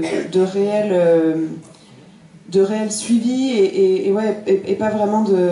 Mais de la même manière qu'il n'y a pas de moyen de prévention réel, il n'y a pas de moyen d'accompagnement et d'essayer de travailler vraiment sur l'aspect psychologique ouais. Donc non, de la même manière qu'il n'y a pas du tout de plans de prévention qui sont déployés, il n'y a pas vraiment d'aspect dans la prise en charge des personnes violentes. Oui, pour prolonger l'intervention de Madame tout à l'heure, il y a une minute, il faut savoir qu'on a un exemple qui est devenu un grand classique de la sociologie. C'est un événement qui s'est produit en mars 1964 à New York, dans des immeubles où une femme a été violentée pendant toute une soirée, et il y a eu 30 personnes qui ont été témoins, auditivement ou visuellement, et personne n'est intervenu. Et cet exemple a fait l'objet par la suite d'études extrêmement fouillées qui ont été commandées par les autorités, et on s'est rendu compte que ça relevait des faits de systèmes sociaux, c'est-à-dire que nous vivons dans une société qui aujourd'hui inclut ce type de réaction face aux violences. Et donc, ça implique un travail gigantesque de formation.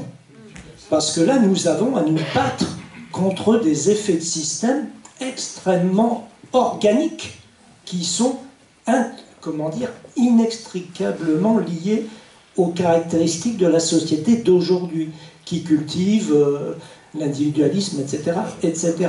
Je ne veux pas, là, me vautrer dans les banalités. Et alors, ceci m'amène à la question, vous parlez de beaucoup d'actions que vous avez à conduire les unes et les autres, ou de programmes d'action. Comment ça se passe du point de vue du financement? Quelles sont les conditions dans lesquelles vous êtes financé, soit par les institutions nationales, soit par les institutions locales, les collectivités territoriales? Quel est le contexte de votre travail? Oui, alors je vais vous laisser parler de... Il faut qu'on fasse attention parce que j'aimerais vraiment que Gaëlle puisse aussi intervenir, en plus de répondre à des questions. Mais je vais essayer de faire le lien vite fait entre les deux par rapport à ce qui était posé sur la prise en charge, l'accompagnement pas des victimes, mais des violents, enfin des personnes qui ont été violentes.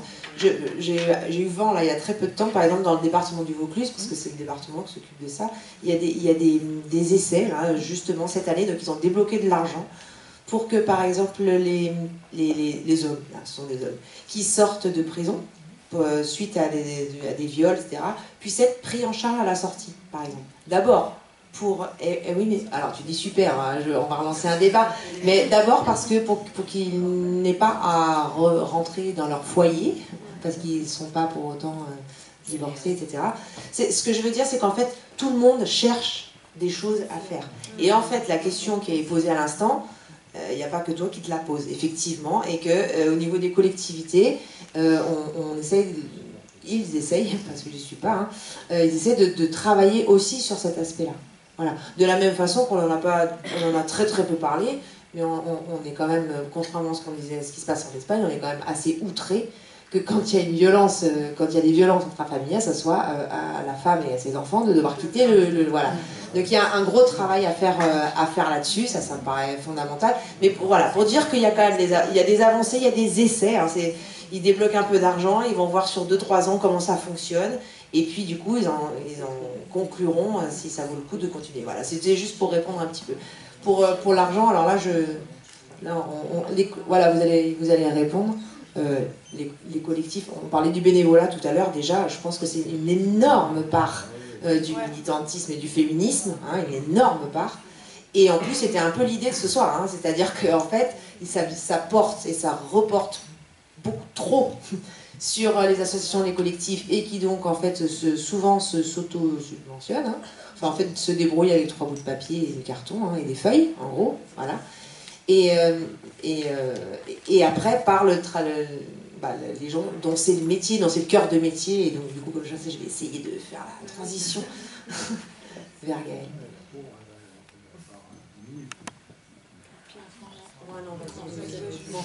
Alors moi j'étais contente de passer en dernier, mais là du coup j'ai vachement la pression. Donc moi je suis Gaëlle, je suis médecin généraliste.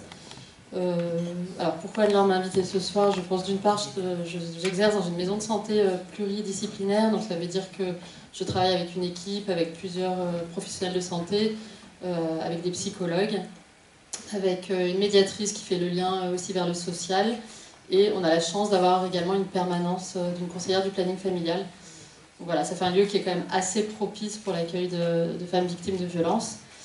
Et par ailleurs, je suis aussi enseignante au département de médecine générale. Alors ça fait un peu pompeux dit comme ça. En réalité, je suis surtout maître de stage. Donc j'accueille 4 internes par an, dont 2 vraiment spécifiquement sur la santé des femmes. Voilà. Alors moi on a vu un peu l'historique et voilà, c'est vrai que le monde médical est un peu à la traîne sur toutes ces questions-là. Mais je dois quand même apporter une note d'optimisme, les choses changent. Moi j'ai été formée dans le début des années 2000 et un peu comme même pire qu'Ariane, moi j'ai eu 0 heure je pense de formation concernant les violences faites aux femmes. Et voilà, et ça change quand même un petit peu, notamment... alors, comment est-ce que moi j'en suis arrivée là? Ça a été en fait un peu parce que j'ai été au contact notamment du planning familial, du CIDFF, et que voilà, je me suis un peu formée comme ça. Et voilà. Et en 2019, ce que je voulais dire, c'est qu'en 2019, il y a quand même la Haute Autorité de Santé, donc, qui est l'instance qui émet les recommandations pour les médecins, qui a quand même recommandé de faire un dépistage de façon systématique des violences. Parce que une femme sur 10 est victime de violence, mais nous on sait que dans nos cabinets il y en a beaucoup plus en fait qui sont ou qui ont été dans leur vie victimes de violence. On estime à 3 à 4 femmes sur 10 qui viennent dans les cabinets, en tout cas des médecins généralistes, qui au cours de leur vie ont rencontré une situation de violence. Donc c'est vraiment juste extrêmement important de poser la question. Donc quand on parle du dépistage systématique, justement, on n'attend pas d'avoir l'impression ou d'avoir des symptômes qui nous font évoquer ça, c'est-à-dire on va vraiment l'intégrer à notre questionnaire, notre interrogatoire policier de médecin, au même titre que le tabac, que des choses qu'on a l'habitude de faire depuis toujours, mais on questionne aussi les violences. Et après, il faut aussi savoir y repenser dans certains contextes. Et c'est pour ça aussi que c'est important que les médecins soient formés, parce que plutôt que de faire plein d'examens complémentaires sur des symptômes qu'on ne comprend pas, et en fait, souvent, le problème ne se situe pas du tout à l'endroit où on est en train de le chercher. Donc après, je vous ai listé quelques exemples de choses quand même qui se font. Au département de médecine générale, on a mis en place un séminaire pour les internes de dernière année de médecine générale, dans lequel interviennent aussi le CIDFF, également le service de médecine légale. Et une grande part de ce séminaire porte sur justement le dépistage des violences, la rédaction des certificats médicaux et le réseau. Moi, je vois de plus en plus de thèses d'exercices de médecine. D'ailleurs, je pense qu'il y en a une qui rejoint l'étude dont tu parlais tout à l'heure, voilà, concernant les violences conjugales. Donc, voilà, là aussi, il se passe des choses, même des articles médicaux dans des revues. J'ai accompagné plusieurs fois le CIDFF sur des formations, donc sur de la formation plutôt continue, par exemple vers des médecins de la CPN qui font les bilans de dépistage, voilà, pour les sensibiliser quand même aux violences. Également dans l'arrière-pays, à Saint-Sauveur-sur-Tinée, on a formé voilà, plusieurs professionnels de santé aussi. Après, il y a des choses alors, que je sais qui existent, ça n'a pas forcément à voir avec moi, mais dans le service à l'Archer, il y a 2 sages-femmes référentes sur les violences faites aux femmes. Donc non seulement elles prennent en charge les victimes, elles les accompagnent, mais elles sont aussi en charge de la formation du service lui-même. Donc je pense que tout ça, petit à petit, fait un peu tache d'huile. Dans le service de médecine légale, il y a aussi une consultation dédiée pour les femmes victimes de violences. Elles peuvent être vues par un médecin légiste hors réquisition, ce qui est quand même très très important, c'est-à-dire qu'elles ne sont pas obligées de porter plainte. Voilà, elles peuvent aller voir, se faire faire un certificat et ensuite l'utiliser le jour où elles décident que c'est le moment pour elles. Et je vais bientôt finir et juste je voulais qu'on discute, parce que pour le coup ça m'intéresse aussi d'avoir un peu l'avis de la salle, concernant une modification de loi qui a eu lieu en 2020 sur le secret médical. C'est-à-dire qu'on permet depuis cette date aux médecins, alors peut-être même qu'aux médecins, aux soignants de façon générale, de lever le secret médical quand on a connaissance d'une femme qui est victime de violence, à 2 conditions. C'est-à-dire qu'on considère qu'elle est sous emprise, et la deuxième condition, c'est si on considère qu'il y a un péril imminent. Et là, du coup, même si la personne ne souhaite pas qu'on signale, eh ben on a le droit, en tant que professionnel de santé, de transmettre au parquet le droit. C'est pas une obligation. Par contre, il y a un scandale qui est récent. Il y a deux médecins qui ont été sanctionnés par le Conseil de l'ordre des médecins parce qu'ils ont dénoncé des violences de leurs patientes à la justice.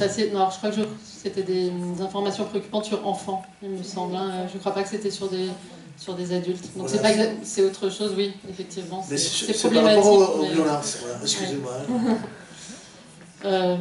Donc c'est intéressant, voilà, de voir que la loi évolue.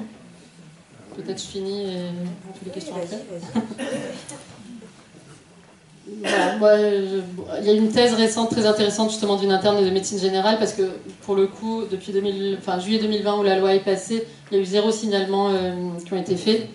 Donc la thèse portait justement sur savoir qu'est-ce qui se passe, quels sont les freins des médecins pour ne pas faire ces signalements. Alors les freins sont divers, mais c'est vrai que pour certains on peut les comprendre. Enfin, moi personnellement, ça me questionne beaucoup de qu'est-ce qu'on fait à une femme quand on transmet cette information-là sans son consentement. Est-ce qu'on n'est pas aussi quelque part en train de lui faire une violence de plus? Après, il y a certainement des situations très concrètes où une personne est vraiment dans un état de danger imminent, que heureusement pour l'instant je n'ai jamais rencontré dans ce cas extrême, mais voilà, qui pourraient justifier et qui peut-être peuvent faciliter quelque chose. Voilà, j'ai fini. Madame, il y avait le monsieur avant, regarde, il lève le doigt. Non, mais c'est possible. Voilà, en fait, c'était juste par rapport à ce qu'il disait qu'il faut signaler pour les femmes, c'est après ça ne va pas se retourner contre elles.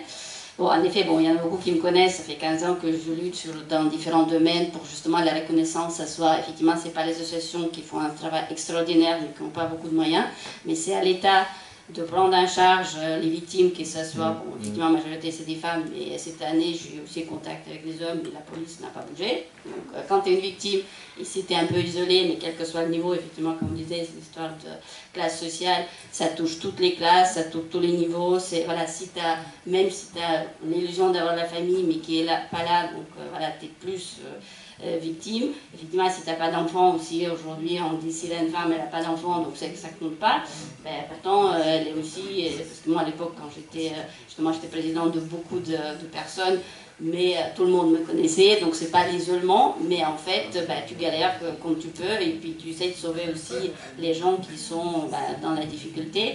Mais effectivement, ce qu'il faut en vouloir surtout, c'est à notre justice, puisque bon, c'est vrai que c'est formidable qu'on éduque les enfants, mais malheureusement, c'est surtout ce qu'on voit toujours à la télé, les médias qui vont pendant des heures expliquer l'agresseur, ce qu'il a ressenti, son parcours, tout ça qu'on s'en fout.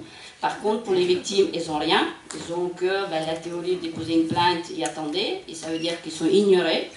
Effectivement, c'est aussi la justice, parce que j'ai vu très souvent que les juges, effectivement, quand on dit l'absurdité, l'homme était connu violent, on l'a vu, 10 jours après, il sort. Donc, effectivement, quand tu vois ça, la société, c'est vrai que beaucoup de victimes se posent des questions, parce que c'est vrai qu'on parle des les gens agressifs, mais aussi la société. Parce que faire les assistantes sociales, dès que tu va voir un psy, tu es à la rue, va voir un psy, c'est aussi très violent. Parce que l'attente, déposer plainte pendant des années, attendre les procès qui n'avancent pas.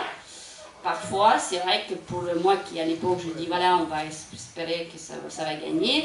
Parfois, si la personne n'est pas assez de personnes autour d'eux, de la force, c'est horrible, mais c'est presque rester avec un agresseur, c'est moins violent que se retrouver dans cette société qui te dit il y a qu'un, mais en théorie, il n'y a rien.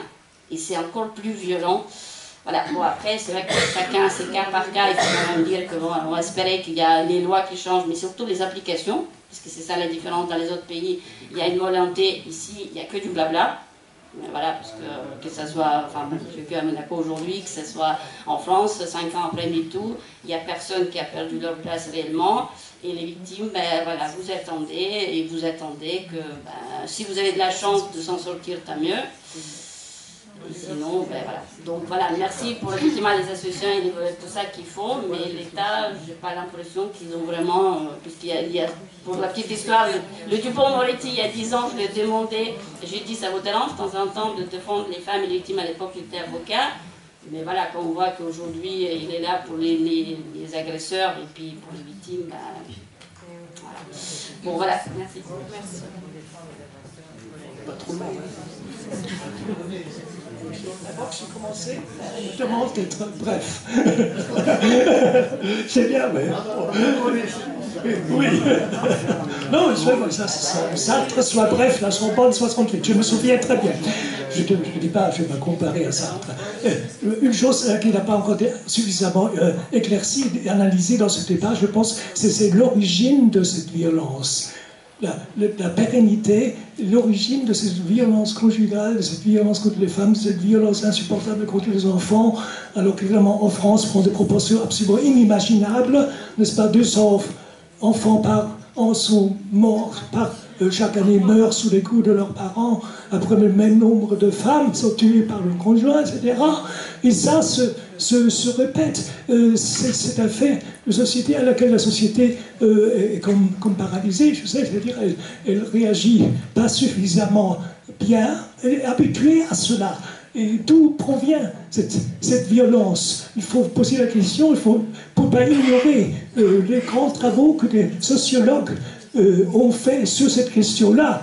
Pierre Bourdieu en France et les auteurs de l'école de Francfort en Allemagne, avec Marcuse, avec Max Horkheimer, n'est-ce pas, sur autorité et famille. Donc, on peut aussi renvoyer à la Russie révolutionnaire après la Révolution d'octobre, où Lénine, en février 1918, a fait un décret pour la dissolution de la famille. Pourquoi? Parce qu'évidemment, l'origine de cette violence, elle n'est pas d'hier, ce n'est pas l'industriel, le capitalisme, etc. Elle est dans la famille patriarcale. Et c'est pas une famille patriarcale. Et le résultat, vous savez très bien par la recherche des anthropologues, n'est-ce pas, de la première grande révolution anthropologique dans l'histoire de l'humanité, qui est la substitution, la fin du matriarcat et sa substitution par un ordre social patriarcal, où le père est le centre de la famille, qui nourrit cette famille, qui en même temps représente l'État, l'autorité et la violence, n'est-ce pas, sous la tutelle, qui a sous sa tutelle l'épouse des enfants, etc. Donc on ne peut pas résoudre ce problème si on pose pas le problème de la famille et de sa dissolution, qui est à l'ordre du jour. On en a discuté en mai 68, la question est toujours d'actualité. Pas de réformisme.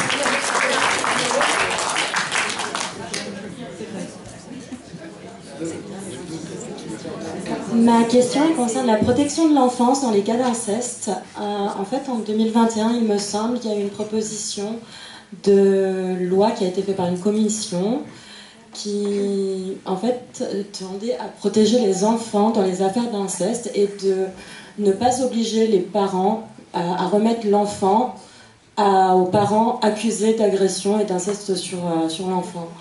Et en fait, je n'ai pas trouvé d'informations. Est-ce que cette loi, elle a été mise en place et qu'elle est appliquée?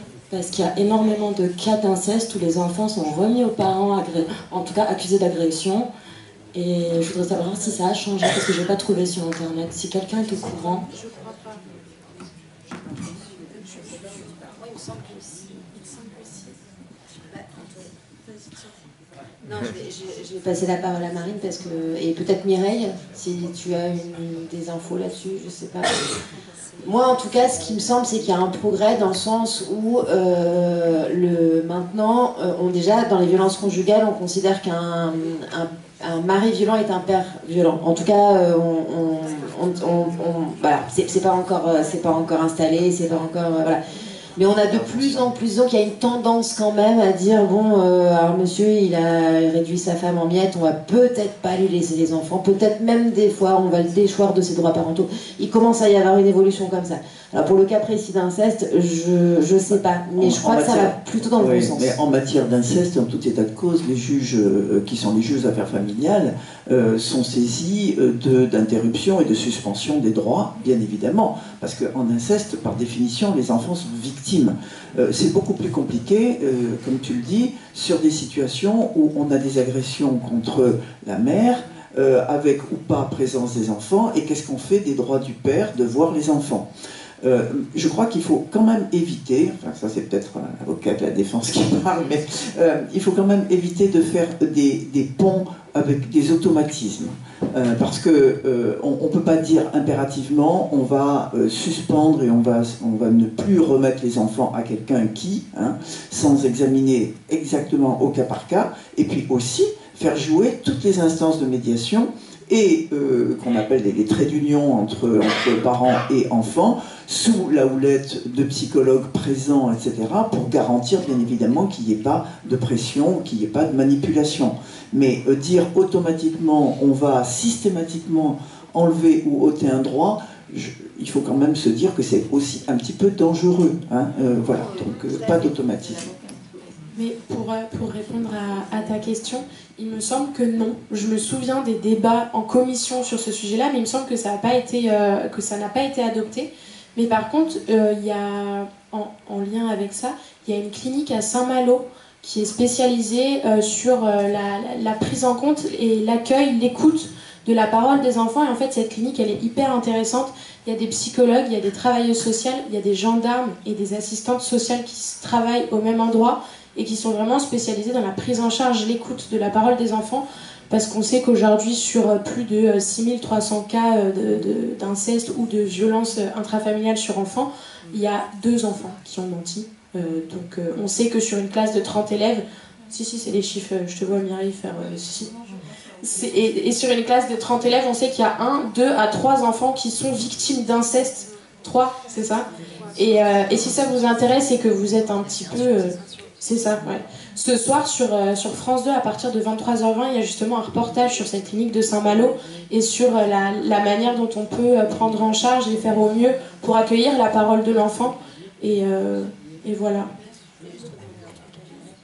Mais du coup, Mireille, il me semble que tu disais que dans les cas d'inceste, quand tu disais comme c'est l'enfant qui est victime, on suspend les droits parentaux.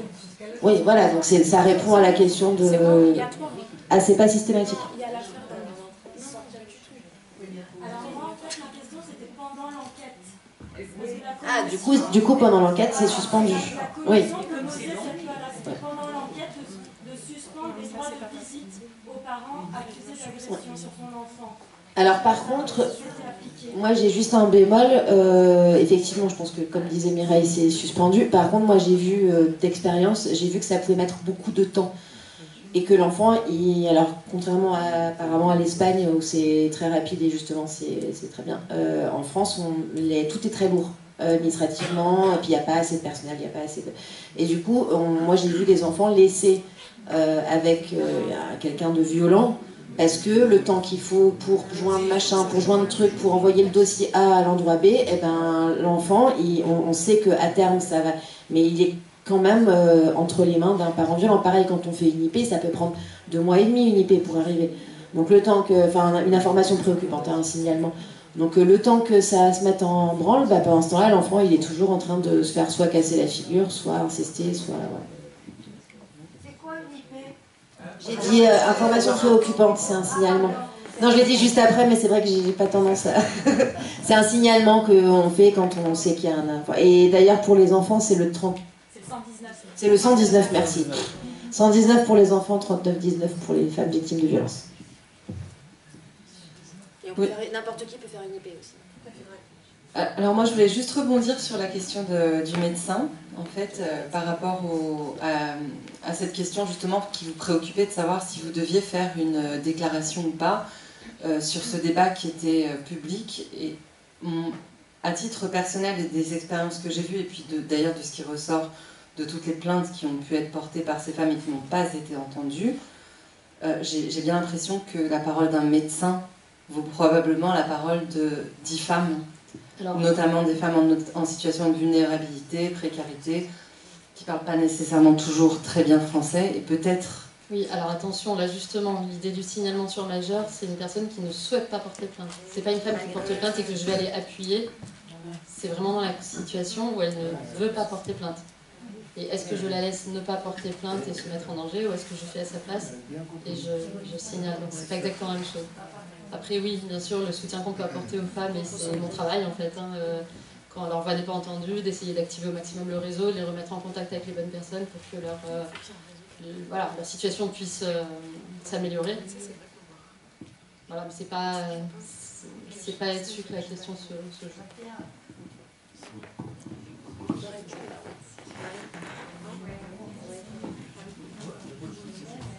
Marie, vas-y.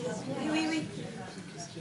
Jean-Pierre, elle pouvait répondre à la question. Justement, c'est pour ça, donc on repasse. Elle est là pour la C'est le signalement sur majeur qui n'est pas souhaité.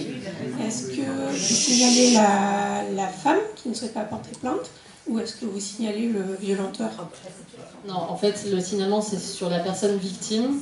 Et ce que j'ai pas précisé, par contre, ce qui est vraiment clairement écrit, c'est qu'il faut absolument qu'elle soit informée. Ça paraît évident, mais c'est écrit dans le texte de loi. Parce que sinon, là, pour le coup, on la met vraiment réellement en danger. Mais non, le signalement, nous, en tant que médecin, de toute façon, on certifie toujours ce qu'on voit ou ce qu'on nous dit, mais on ne peut pas présumer de qui est l'agresseur, en fait, puisque, à moins que ça se passe sous nos yeux... Mais elle en a parlé en consultation. Oui. Ah oui.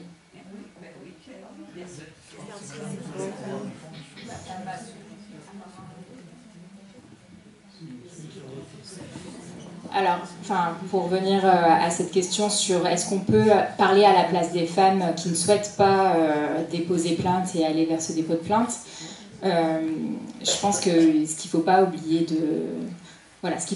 c'est qu'il faut respecter aussi là où elles en sont et les accompagner dans leur temporalité.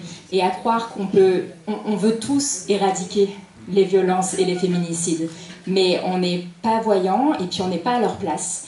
Et donc, et à force de vouloir faire à leur place, de faire à la place des femmes, et ben en fait elles se retrouvent encore plus isolées, parce que si elles ne peuvent pas parler à leur médecin, sans avoir peur qu'il y ait des conséquences derrière, à qui est-ce qu'elles vont parler ces femmes?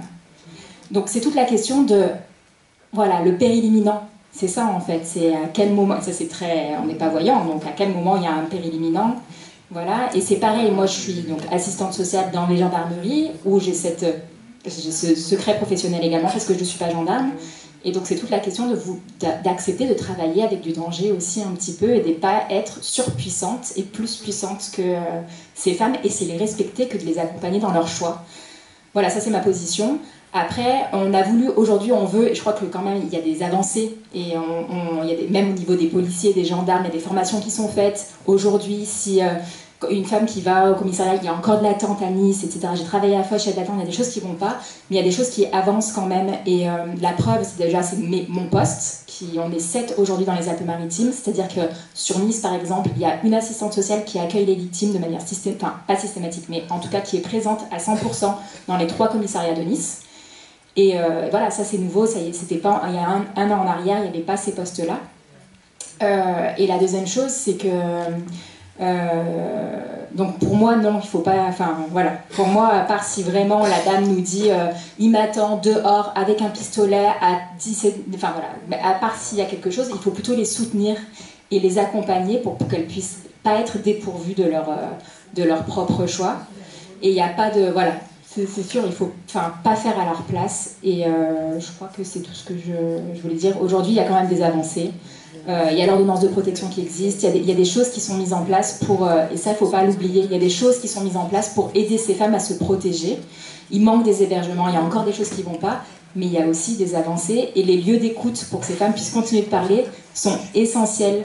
Et pareil, juste une dernière chose, aujourd'hui on n'a plus le droit, les gendarmes et les policiers n'ont plus le droit de recevoir une main courante, c'est-à-dire qu'une femme qui veut juste parler et dire je viens pour signaler, juste pour que ça soit enregistré, je veux dire que la main courante, elle est proscrite. À partir du moment où une femme, ou un homme d'ailleurs, va auprès des forces de l'ordre et dit « je suis victime de violences conjugales », ils sont obligés de déclencher, si la personne ne veut pas déposer plainte, ils déclenchent une information judiciaire, c'est-à-dire que le parquet est informé et qui poursuivent même si la personne n'est pas prête.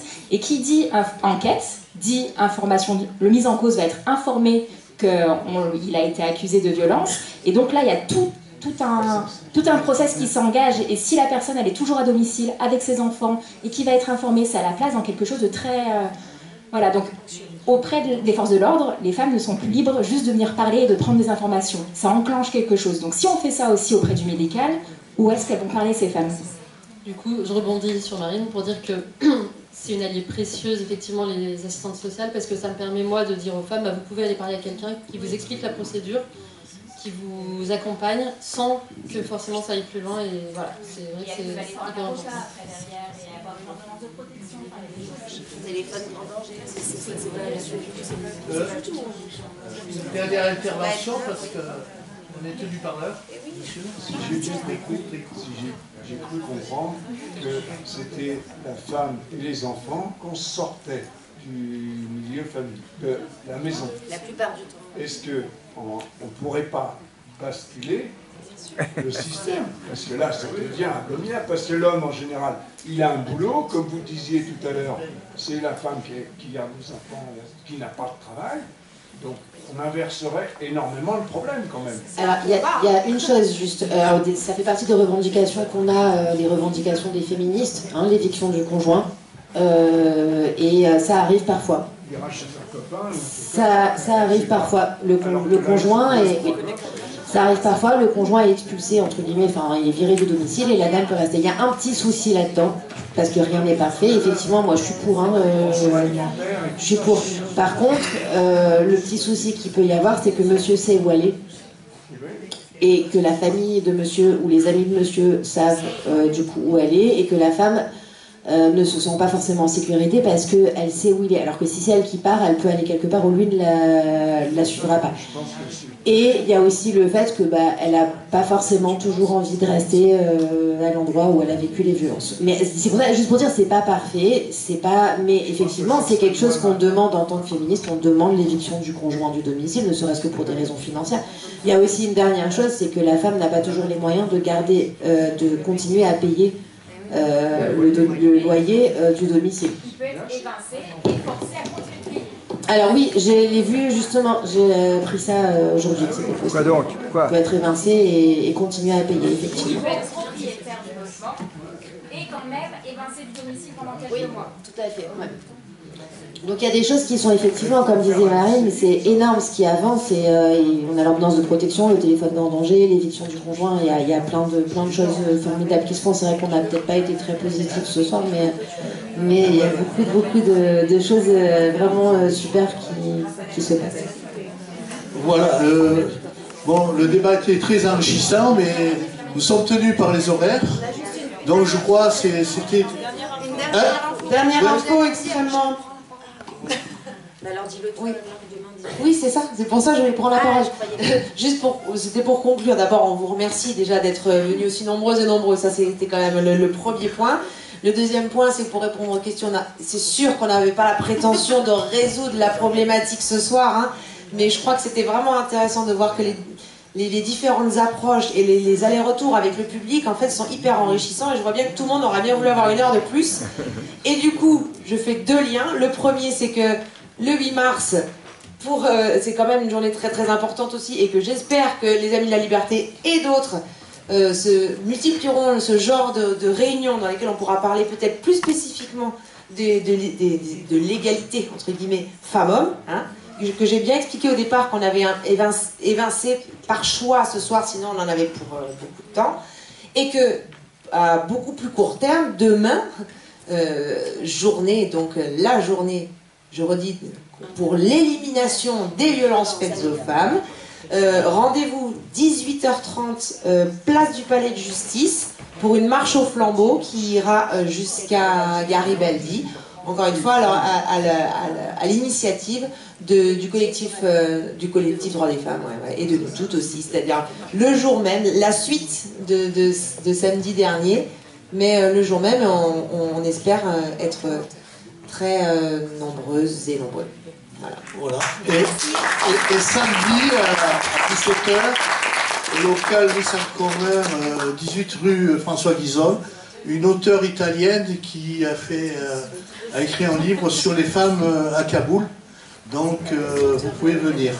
D'autre part, on a encore une conférence d'ici la fin de l'année, c'est les menaces contre la République au 19e et 20e siècle. Mais je vais vous parler, Anne-Laure elle a parlé du 8 mars, mais nous avons prévu une conférence sur la culture par les femmes.